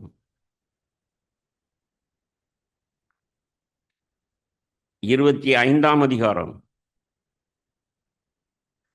உங்களுக்கு தெரியுமா, நரகம்ங்கிறது மனுஷர்களுக்காக ஏற்படுத்தப்பட்டதே இல்லை. ஆமேன். இதை யார் சொன்னா? ஆண்டவர் சொல்றார். வார்த்தைக்கு வாங்க. மத்தேயு 25ஆம் அதிகாரம் 41ஆம் வசனம். அப்பொழுது இடது பக்கத்தில் நிற்பவர்களை பார்த்து அவர், சபிக்கப்பட்டவர்களே, என்னை விட்டு பிசாசுக்காகவும் அவன் தூதர்களுக்காகவும் ஆயத்தம் பண்ணப்பட்டிருக்கிற நித்திய அக்கினியிலே போங்கள். நித்திய அக்கினி, நரகம் யாருக்காக ஏற்படுத்தப்பட்டதுன்னு ஆண்டவர் சொல்றார்? பிசாசுக்கு. ஆனா நான் ஆக்கினை அடைகிறேன், நரகத்துக்கு போறேன்னு சொன்னா ஏன் போறேன்? அங்க என்னை பிடிச்சு என்னை உண்டாக்குன கர்த்தர் அங்க அனுப்புனாரா? இல்ல, நானே என் பாவத்தினால் நான் கண்டுபிடிக்கப்பட்டு, என் பாவம் என்னை பிடித்து கழுத்தை பிடிச்சு, ஏய் நீ இருக்க வேண்டிய இடம் இது, உன் சகாக்கள் இருக்கிறாங்க பாரு, ஆதியிலிருந்து ஏமாத்தின பித்தலாட்டக்காரன் பிசாசு, அவனுடைய நண்பர்கள் எல்லாம் இருக்கிறாங்க பாரு, அந்தி கிறிஸ்து, கள்ள தீர்க்கதரிசிகள் சொன்னாங்கல்ல, உன் சகாக்கள் இருக்கிறாங்க, இவங்களோட நீ ஐக்கியமா இருப்பான்னு சொல்லி பாவம் உங்களை ஆக்கினையிலே, நரகாக்கினையிலே கொண்டு போய் சேர்க்கும். வார்த்தைக்கு புறம்பா ஏதாவது பேசியிருக்கிறேனா? உங்களை சிந்திக்க வைத்திருக்கிறேனா? இயேசுவை விட யாரும் ஞானமாய் பேச முடியுமா? இது விளங்கி இருந்துச்சுன்னா நாம ரட்சிப்பு அழிந்து போறதா இல்லையா, இது ரைட்டா அது ரைட்டா, எந்த குழப்பமும் இருக்காது.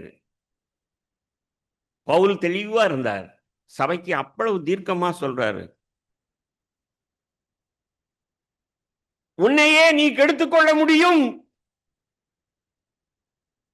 உன்னை ரட்சித்த ஆண்டவர், உனக்காக உயிரை கொடுத்தவர் உன்னை நரகத்துக்கு கொண்டு போக செல்ல மாட்டார்.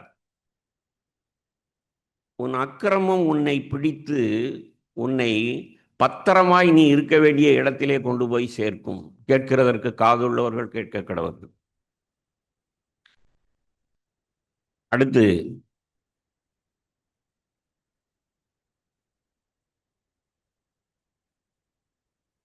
நாம பாவ மன்னிப்பு பெறலாம்ங்க. வாரந்தோறும் ஞாயிற்றுக்கிழமை சபைக்கு வருவோம், அப்பம் விற்கிற ஆராதனைக்கு வருவோம், துதி நேரத்தில் துதிப்போம், எல்லாம் கிரமமாக செய்வோம், சமைப்போம், சாப்பிடுவோம், எல்லாம் நடக்கும். தேவன் நாம் எத்தனை முறை பாவம் செய்து அவரிடத்திலே வந்தாலும் நாம் மனம் திரும்பினால் அவர் நம்மை ஏற்றுக்கொண்டு பாவங்களை மன்னிப்பார். ஆமென். நான் சொன்ன ஸ்டேட்மெண்ட்ல நாம் மனம் திரும்பினால் முக்கியம். ஆவியானவர் உங்களுக்குள் இருந்தால் உங்களை என்ன செய்வார் தெரியுமா? அப்படியே உங்களை நொறுக்கி, உங்களை உடைச்சு, உங்கள் அக்கிரமத்தின் வலிமையை நீங்கள் உணர்ந்து தேவனிடத்துல ஓடி கதறி, தேவனே இப்படிப்பட்ட மனுஷனா இருக்கிறேனே, தயவு செய்து இந்த ஒரு விஷயம் என்னை மன்னியும்னு சொன்னா 770 என்ன இன்ஃபினிட் டைம்ஸ் உன் ஆசியில சுவாசம் இருக்கும் வரைக்கும் நீ மனம் திரும்பினால் நீ தேவனால் மன்னிப்பு பெறுவாய். ஆமேன். அடுத்த கட்டம், பாவத்தை மன்னிச்சிட்டாருங்கிறதுக்கு அர்த்தம் என்ன அப்படின்னா, பாவத்தை தான் மன்னிச்சிட்டார்ல. ஞாயிற்றுக்கிழமை தோறும் சபைக்கு வர்றேன், ஞாயிற்றுக்கிழமை தோறும் ஒரு சொட்டு கண்ணீர் விட்டு, நல்ல சபைதான், நல்ல மூப்பர்கள் தான், வார்த்தையை நேர்த்தியாய் பிரசங்கிக்கிறார்கள், ஓகே, நானும் பாவ மன்னிப்பு பெற்று போகிறேன். ஆனால் பாவ மன்னிப்பு பெற்ற நீயும் நானும், என்னையும் இப்ப நான் சேர்த்துக்கொள்றேன், கவனமா கேளுங்க. பாவ மன்னிப்பு பெற்ற நாம் விதைச்சத அறுத்தே ஆகணும். பாவ மன்னிப்பு வேற, எவ்வளவு பாவத்தை எத்தனை முறை செய்து எத்தனை தடவை மனம் திரும்பி தேவனிடத்தில் வந்தாலும் அவர் மன்னிக்கிறவர் தான். ஆனால் நான் விதைச்சதை அறுத்தே தான் ஆகணும். ஆமேன். ஆமேன்கிற சத்தம் இன்னும் கொஞ்சம் உங்களுக்கு நிச்சயமாய் வரணும்னா திரும்பவும் பவுலினுடைய வார்த்தைகளுக்கு திருப்புங்க. கலாத்தியருக்கு எழுதின நிருபம்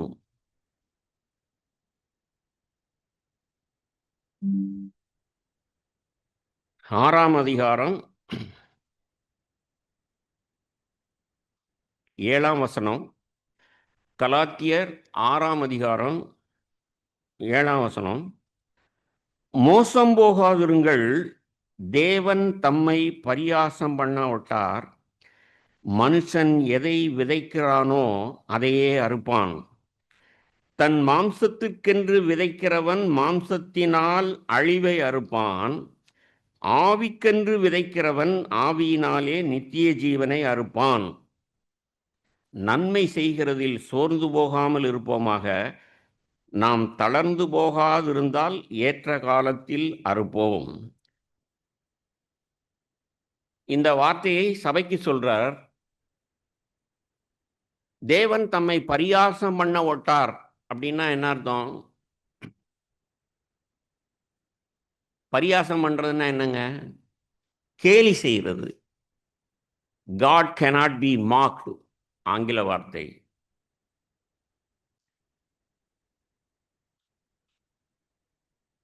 நான் பாவத்தை ஜெயிக்க வழி தேட மாட்டேன், தேட மாட்டேன், ஆவியானவரை நாட மாட்டேன், ஆண்டவரை தேட மாட்டேன். ஆனா நான்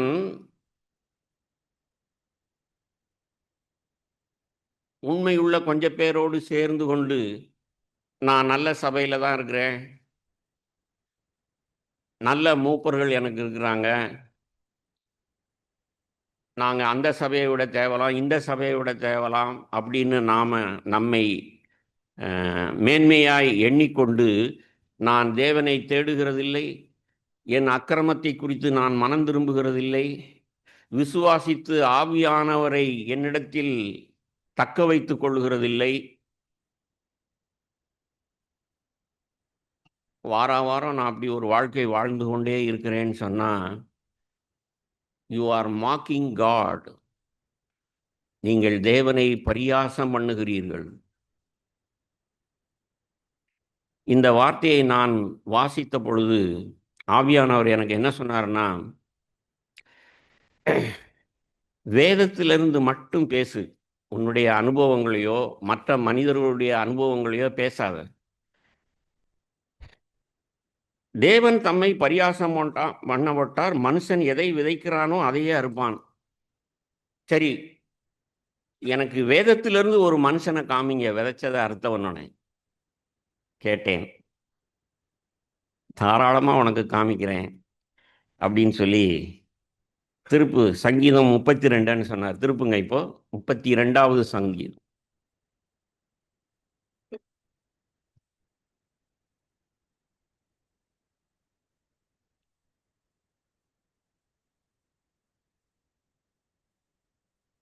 தாவீதின் போதக சங்கீதம் எழுதியிருக்கு.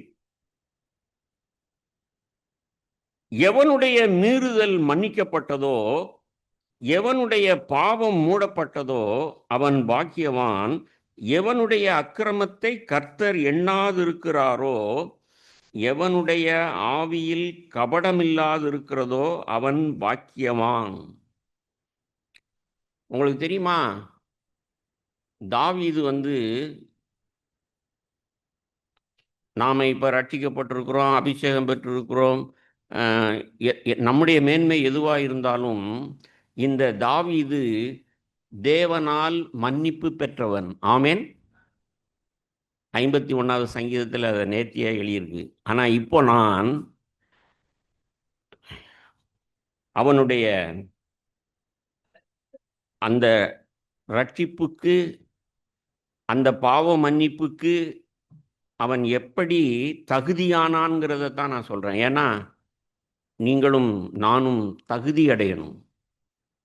தேவன் நம்முடைய பாவங்களை மன்னிக்கணும்னு சொன்னால் என்ன செய்யணும்? அடுத்த வசனம், 3ஆம் வசனம் 32:3, நான் அடக்கி வைத்த மட்டும் நித்தம் என் கதறுதலினாலே என் எலும்புகள் உலர்ந்து போயிற்று.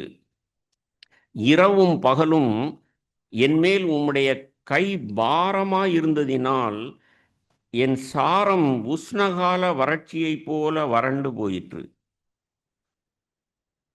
பாஸ், இந்த வார்த்தைகளை அவன் நமக்கு போதிக்கிறான் தாவீது. பாஸ் அப்படின்னா சிந்தியுங்கள், அப்படியே சிந்தனை இடங்கொடு, வேற எதையும் சிந்திக்காத.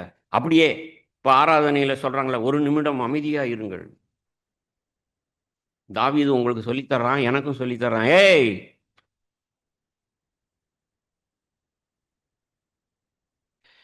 உன் பாவத்தை ஒருபோதும் அடக்கி வைக்கக்கூடாது. ஆங்கிலத்தில் இது தியானிச்சு எழுதி வச்சிருக்கிறேன் நான். அடக்கி வைத்த மட்டும் அப்படின்னா நேர்மையற்று மூடிக்கொண்டிருக்கும் மட்டும், டிஸ்ஆனஸ்டி எழுதியிருக்கு. ஹலோ, எங்க கிராமத்து பாசையில் நீ பித்தலாட்டக்காரன், உன் பெருமையை, உன் சுயநலத்தை, உன் ஒரு அக்கிரமத்தை தேவன் நேர்மையா உனக்கு மட்டும் தெரியும்படிக்கு உனக்காக உயிரையே கொடுத்த ஆண்டவர் பிரபாகர், உன் சிந்தை எப்படி இருக்குன்னு பாரு, உன் அக்கிரமம் என்னன்னு பாரு, உன் விபச்சாரம், உன் இருதயத்தில் உள்ள விபச்சாரம் எப்படி இருக்குன்னு பாரு சொல்லுவார். அதை நான் 2ல் ஏதாவது ஒன்று தான் செய்யலாம். என்ன அப்படின்னா, நான் அடிக்கடி சொல்கிற மாதிரி, இதோ என் மனைவியோடு 48 வருஷம் வாழ்ந்திருக்கிற உத்தமமான புருஷன், என்னை நம்பி எவ்வளவு சமாதானமாக சந்தோஷமாக என் புருஷன் பக்கத்தில் இருக்கிறாருன்னு நிம்மதியாக தூங்கிக்கிட்டு இருக்கான்னு பாரு. யோசித்து பாருங்க. சபையில் நான் அவ்வளவு சாட்சி பெற்றவன், நான் என் பொண்டாட்டியை அடித்ததே இல்லை, நமக்கு எத்தனையோ நீதிகள் இருக்குங்க. நான் அவனை போல இல்லை, இவனை போல இல்லை, நான் அப்படி நீதிமான், இப்படி நீதிமான். ஆனா சத்திய ஆவியானவர், இப்ப கேட்டோம்ல, சத்தியவான் எவனும் என் சத்தம் கேட்கிறான். நீ சத்தியவான் தானா? ஹலோ, சத்தியவான் சத்திய ஆவியானவருடைய சத்தத்தை கேட்பான். ஆமென். மனுஷர் யாரும் உன் பாவத்தை பார்க்கலடா பிரபாகர். ஒவ்வொரு தடவையும் நான் என் பேரை சொல்லும்போது உங்க பேரை நீங்க சொல்லணும், உத்தமர்களா இருந்தால்.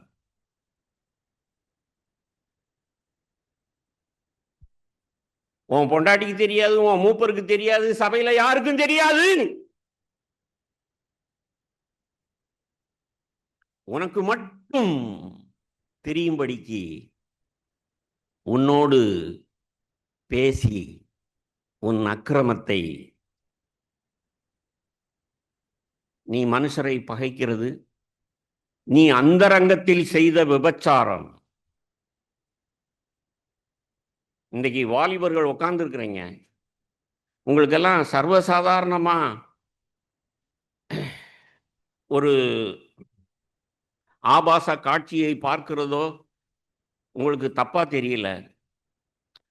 ஆனா நல்லா கவனிங்க, ஒரு ஸ்திரியை நீங்கள் நிர்வாணமாய் ஆக்கி அவளை நீங்கள் கெடுத்து விட்டு, ஏன்னா வேத வார்த்தை சொல்லுது, வார்த்தையின்படி தான் உங்களுக்கு பிரசங்கிக்கிறேன். ஒரு ஸ்திரியை நிர்வாணமாக்குகிறவன் அப்படின்னு சொன்னா அவளோடு உடல் உறவு கொள்ளணும்னு அவசியம் கிடையாது. நிர்வாணமா பார்த்து என்ஜாய் பண்ணிட்டே இல்ல, நீ விபச்சாரக்காரன். ஆமென். என்ன சத்தமே வர மாட்டேங்குது. நீங்கள் அயோக்கியர்களா அல்லது நீதிமான்களா?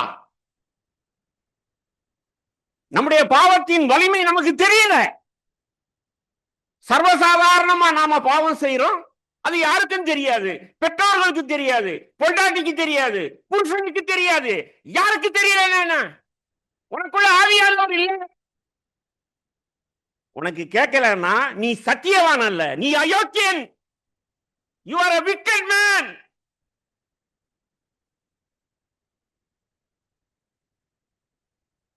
வார்த்தையின்படி தான் உங்களுக்கு போதிக்கிறேன். 32ஆம் சங்கீதம் அவனுடைய அனுபவம் 5ஆம் வசனம். நான் என் அக்கிரமத்தை மறைக்காமல் என் பாவத்தை உமக்கு அறிவித்தேன், என் மீறுதல்களை கர்த்தருக்கு அறிக்கையிடுவேன் என்றேன். தேவரீர் என் பாவத்தின் தோஷத்தை மன்னித்தீர். திரும்பவும் ஷேலா, ஷாலோம், நிசப்தம். தாவீது அனுபவிச்சு எழுதின சங்கீதம். என்னைய நொறுக்குனீங்க, எனக்கு நிம்மதி இல்லை. ஹலோ, உன் பாவம் உன்னை அப்படியாய் பாதிக்கும். அதெல்லாம் ஒண்ணும் எனக்கு பாதிக்கவே இல்லை பிரதர். பாவத்தை தண்ணியை போல குடிச்சிட்டு நான் இப்ப என்ன தப்பு செய்தேன்? எல்லாரும் யாரு செய்யறாளே இதெல்லாம்? யாரு டேட்டிங் சைட்டுக்கு போகல? எல்லாரும் டேட்டிங் சைட்டுக்கு போறாங்க. யாருக்கு பாய் ஃப்ரெண்ட் இல்ல, கேர்ள் ஃப்ரெண்ட் இல்ல? எல்லாருக்கும் இருக்கு.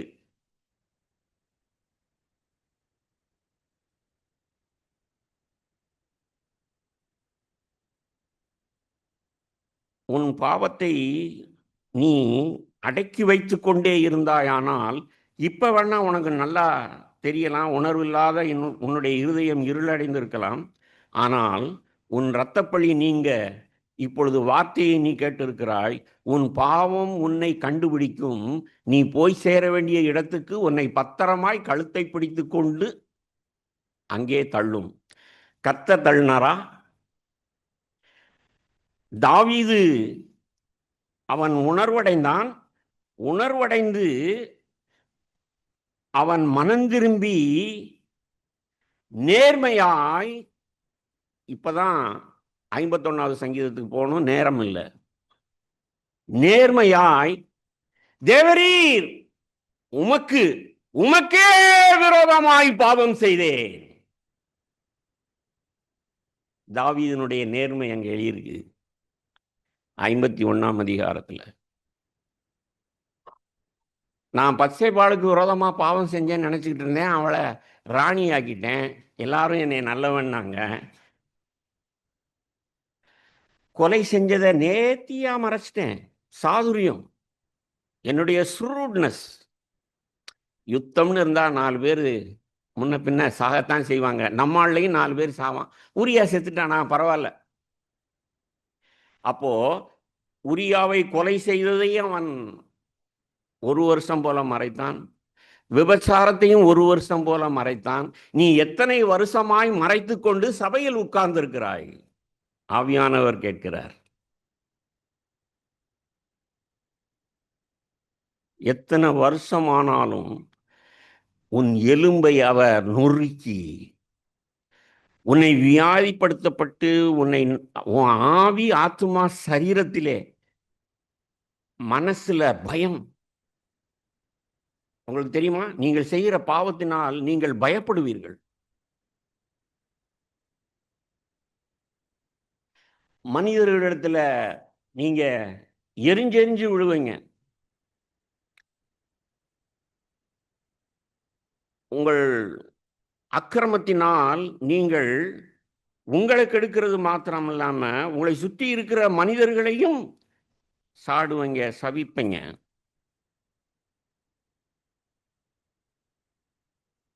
அதற்கு மாறாய் இந்த தாவீதை போல எப்பொழுது நான் நேர்மையாய், தேவரீர் உமக்கு ஒருவருக்கே விரோதமாய் பாவம் செய்தேன் அப்படின்னு சொன்னா, அதுக்கு அடுத்த வசனம் அங்கே எழுதியிருக்கு, உள்ளத்தில் உண்மை இருக்க விரும்புகிறீர், அந்தகரணத்தில் உள்ளத்தில் ஆவியில் எனக்கு ஞானத்தை வெளிப்படுத்துவீர். அல்லேலியா. நான் ஏன் அல்லேலியா சொன்னேன்னு சொல்லவா? நீங்க சும்மா ஃபாலோ பண்ணிட்டீங்க. என்ன என்னுடைய அனுபவம், அநேக சூழ்நிலையில எனக்கு ஞானம் தெரியல. இந்த சூழ்நிலையில நான் என்ன செய்யணும்னு தெரியல. என் குடும்பத்தில் ஒரு பிரச்சனை வரும்பொழுது எனக்கு என்ன செய்யணும்னு தெரியல. இப்பொழுதும் சபையில் கூட எத்தனையோ விஷயங்களுக்கு எனக்கு பதில் தெரியல. ஆனால் ஒன்று மட்டும் செய்கிறேன், தாவீதை போல. தேவரீர் தயவு செய்து இதோ நான் நேர்மையாய் உண்மையாய் உம்மிடத்திற்கு வருகிறேன், எனக்கு வேண்டிய ரட்சிப்பின் சந்தோஷத்தை தாரும். நான் என்னை விட்டு போன ஆவியானவர், நான் உணர்வு இல்லாமல் பாவம் செஞ்சுக்கிட்டே இருந்தேன். அதனால அவர் துக்கப்பட்டு போயிட்டாரு. திரும்பவும் என்மேல் வாரும். இதெல்லாம் 51ஆவது சங்கீதத்தில் எழுதியிருக்கு.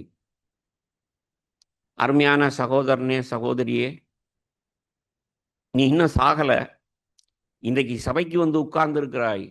தயவு செய்து இந்த இடத்தை விட்டு போகும் முன்னே இந்த தாவீதை போல நேர்மையாய் உண்மையாய், நீ எனக்கு என்ன செய்யறதுன்னு தெரியல, எனக்கு ஞானம் இல்லை, நேர்மையாய் சத்திய ஆவியானவர் கொடுக்கிற சத்தியத்தின்படி நீ அவருக்கு உன்னை ஒப்பு கொடுத்தால், உன் ஆவியிலே ஆவியானவர் உன் அந்தரங்கத்திலே உனக்கு ஞானத்தை வெளிப்படுத்துவார்.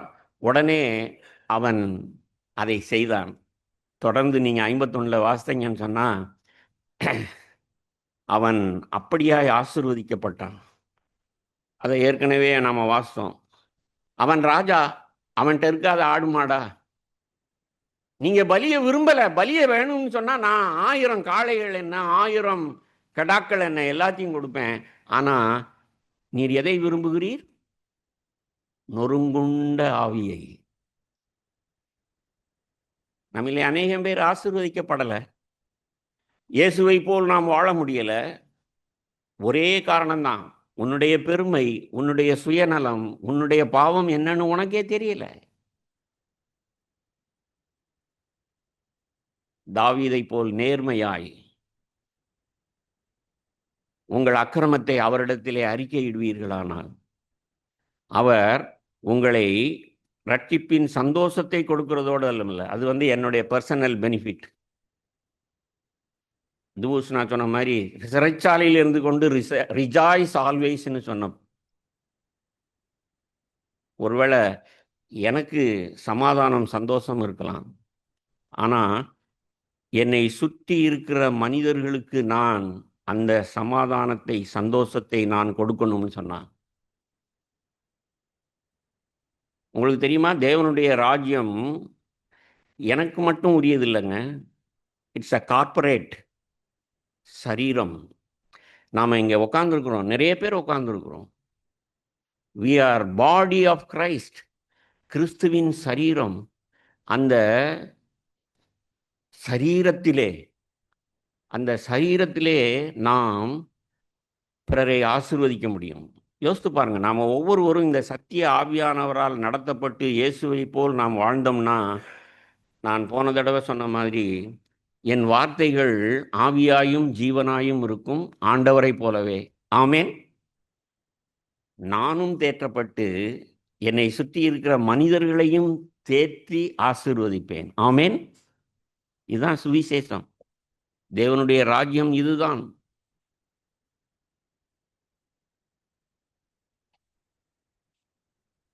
ஜோ பிரதர், பரிசுத்த ஆவியானவரை நாம் பெற்றுக்கொள்ளணும், அப்பொழுது நாம் பலனடைவோம், அப்பொழுது நாம் சாட்சிகளாக இருப்போம்.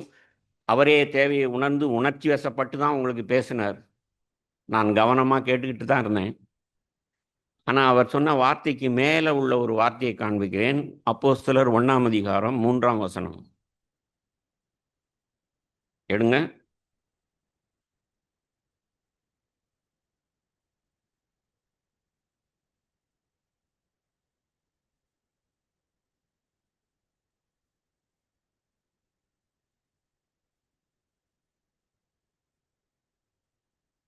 அந்த சீஷர்கள் எல்லாம் காலங்களைத்தான் தெரிய விரும்பினாங்க. எப்போ வருவீங்க? எப்போ இந்த ரோம அதிகாரத்திலேருந்து எங்களை விடுவிப்பீங்க? அதெல்லாம் உங்களுக்கு எதுக்குப்பா?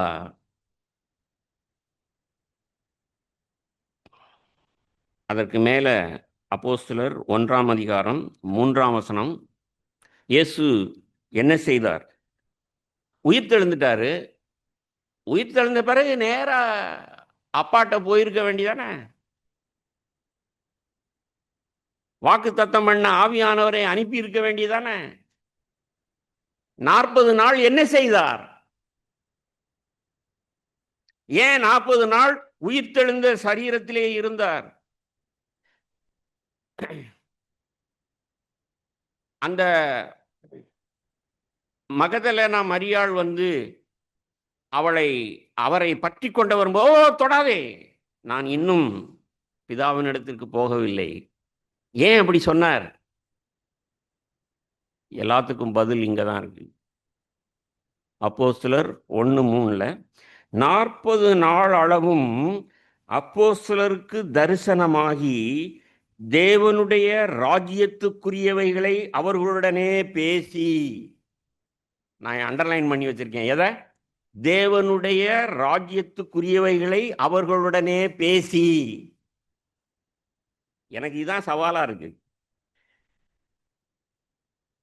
எப்பெல்லாம் சபை கூடுறோமோ அப்பெல்லாம் தேவனுடைய ராஜ்யத்துக்குரியவைகளையே ஆண்டவர் பேசுவார், ஆவியானவர் பேசுவார், ஆவிக்குரியவர்களும் பேசுவார்கள். ஆமென்.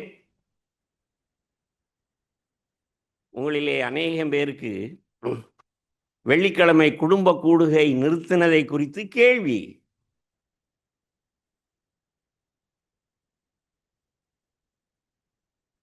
விளக்கமா பதில் சொல்ல எனக்கு நேரம் இல்லை. போன தடவை அப்பம்பிட்ட மீட்டிங்கில், இன்ஃபார்மல் மீட்டிங்கில், இப்போ காது உள்ளவர்கள் கேட்க கடவர்கள்.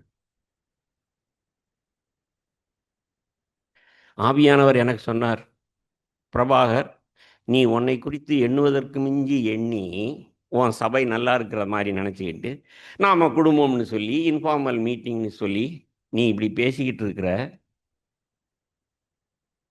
இங்கே எதுவுமே உண்மை இல்லை. Nothing is real.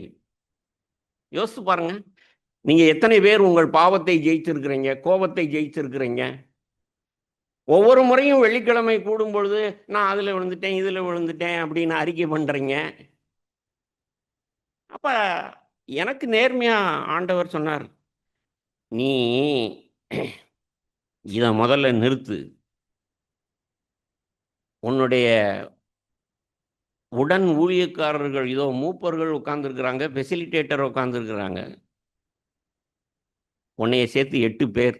இந்த 8 குடும்பங்களோடாவது ஐக்கியப்பட்டு நாங்க ஒரே குடும்பமா இருக்கிறோம், நாங்க விடுதலையா எதையும் பேசுவோம், எங்களுக்குள்ள பிரிவினைகளே இல்லை, நாங்கள் ஒரே ஆவியினால் தாகம் தீர்க்கப்பட்டிருக்கிறோம், நாங்கள் இயேசுவின் குடும்பம்ங்கிறத முதல்ல நிரூபிச்சுட்டு அதுக்கு பிறகு நீ குடும்ப கூடுகையை நடத்துன்னு சொன்னாரு. அதற்கு கீழ்ப்படிஞ்சிருக்கிறேன்.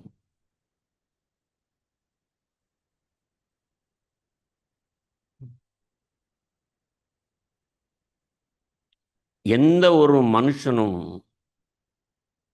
நேர்மையாய் மாத்திரம் இருந்தால் அவனுக்கு மேலும் மேலும் வெளிச்சம் கொடுக்கப்பட்டு கொண்டே இருக்கும், தனிப்பட்ட வாழ்க்கையிலும், குடும்பத்திலும், சபையிலும்.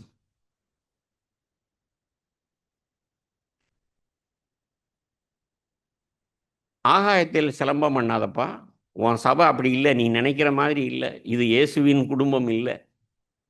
அட்லீஸ்ட் 7-8 பேரோடாவது சேர்ந்து அதை அனுபவமாக்கிட்டு அதுக்கு பிறகு நீ சபைக்கு வா அப்படின்னு.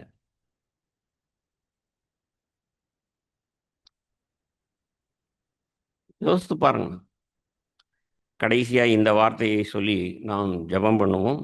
யாக்கோபு எழுதின நிருபம் 5ஆம் அதிகாரம்.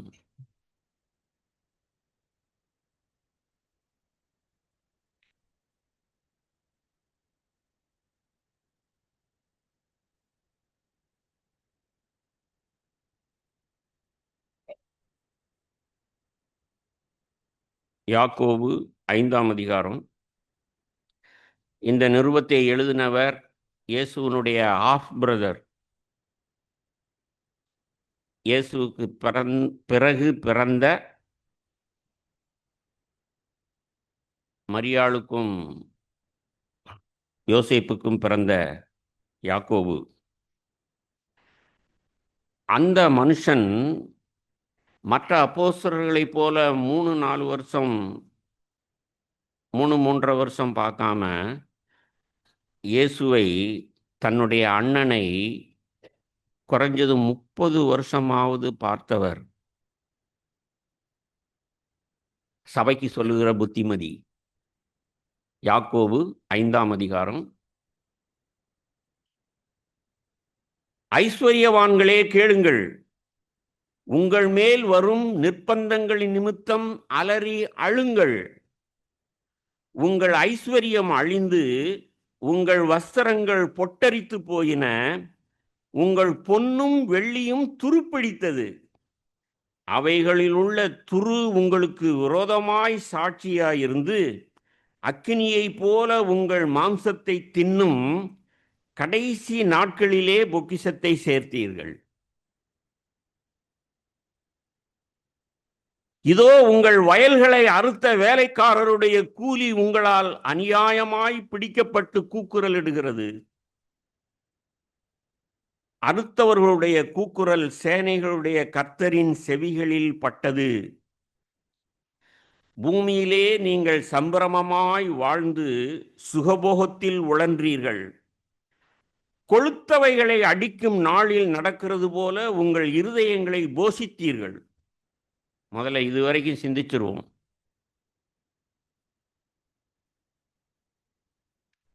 எத்தனையோ வார்த்தைகளை சொன்னாங்க, அது உங்களுக்கு இடரலா இருந்திருக்கலாம்.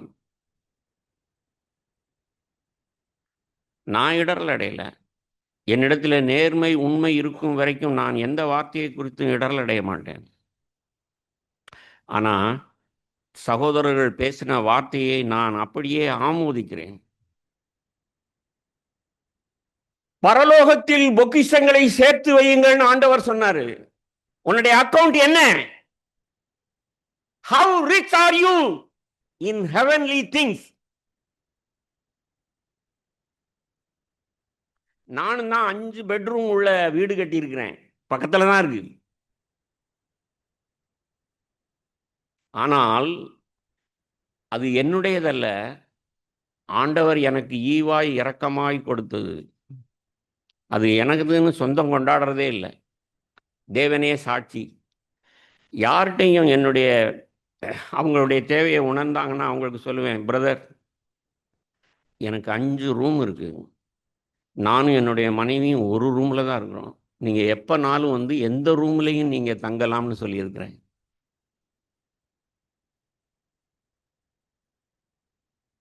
என்னுடைய என்னுடைய இருதயம் என்னுடைய வீட்டில் இல்லை. அது நெகட்டிவ் ஸ்டேட்மெண்ட், ஓகே, நீங்களும் அப்படி இருக்கலாம். ஆனால் என்னுடைய கேள்வி யாக்கோபு கேட்கறது போல, லூக்கா 12 வாசித்தது போல, தேவனிடத்தில் ஐஸ்வர்யவானாயிராமல், கான்ட்ராஸ்ட், பூமியிலே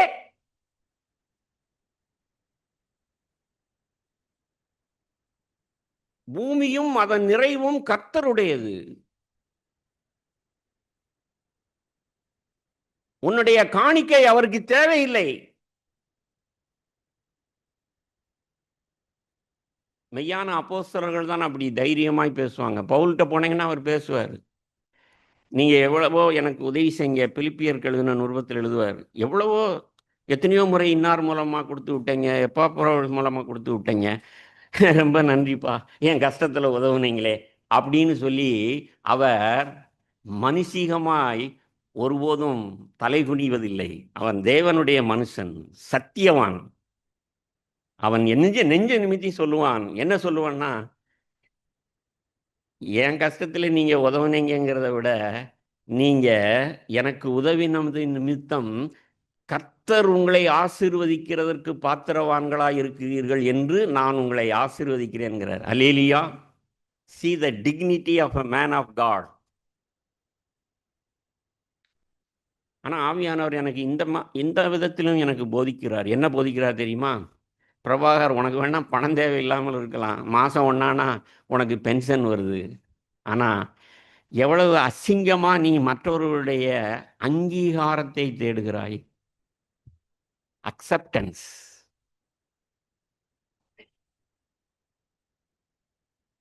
ஹலோ, நாம மனுஷரால் வருகிற மகிமையை தேடுவோமானால் நீங்கள் என்னை எப்படி விசுவாசிப்பீர்கள்? ஆண்டவருடைய வார்த்தை. எனக்கு ஆவியானவர் போதிக்கிறது, உன்னைய பிரதர் நீங்க பேசுனது ரொம்ப உணர்வா இருந்துச்சு, தீர்க்க தரிசனமா இருந்துச்சு அப்படின்னு சொன்னேன். அப்படியே பூரிச்சு போற. யாராவது ஒருவர் உன்னை விமர்சித்துட்டாங்கன்னு சொன்னா, என்னை விமர்சிக்கிறதற்கு போதுமானவர்கள் என்னுடைய வீட்டிலேயே இருக்கிறார்கள், என்னுடைய சபையிலேயே இருக்கிறார்கள். ஏன் உன் இருதயம் புஷ்னு காத்து போன பலூன் போல சுருங்கி போயிருது? நான் உணர்வடைஞ்சிருக்கிறேன், ஆவியானவர் எனக்கு போதித்திருக்கிறார், உங்களுக்கு நான் போதிக்கிறேன். வானமும் பூமியும் கர்த்தருடையது. நீங்க கொடுக்கிற காணிக்கை யாருக்கும் தேவையில்லை, கர்த்தருக்கும் தேவையில்லை, இந்த சபைக்கும் தேவையில்லை.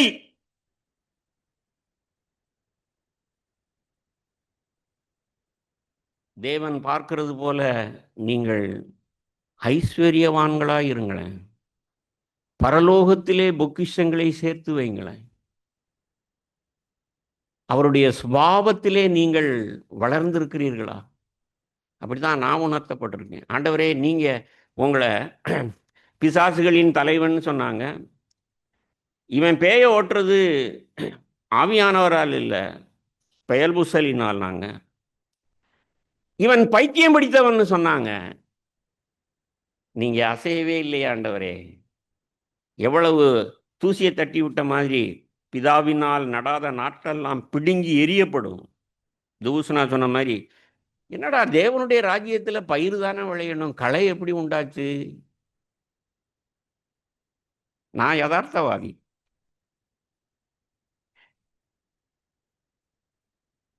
இந்த உலகம் இருக்கும் வரைக்கும் இந்த உலகத்தை சாத்தான் ஆளுகை செய்யும் வரைக்கும், என் சரீரத்தில் ஆசை இச்சைகள் இருக்கும் வரைக்கும்,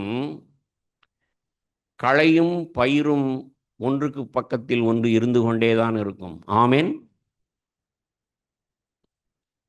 அவர் வேலை வரும், நீதிமான்களை கூட்டி சேர்ப்பார்.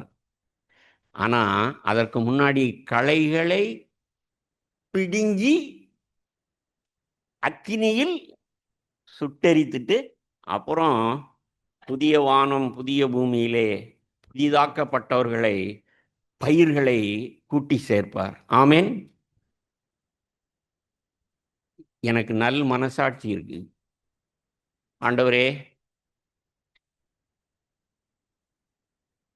உம்முடைய சத்தம் கேட்கிற ஆடாய், உமக்கு பின்னாடி போகிற சீசனாய் நான் இருக்கட்டும்.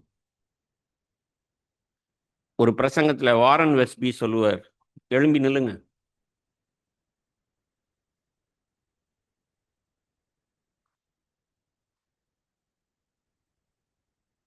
I am a disciple of no one.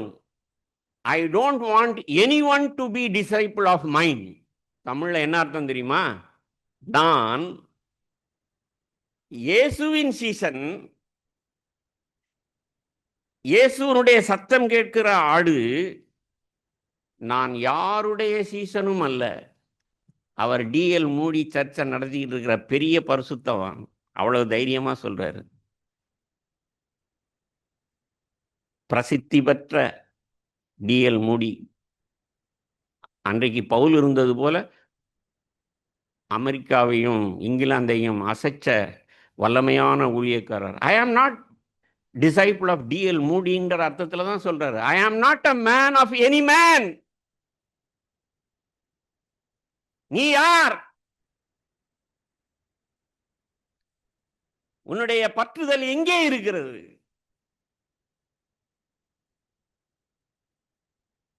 மனுஷரால் அல்ல.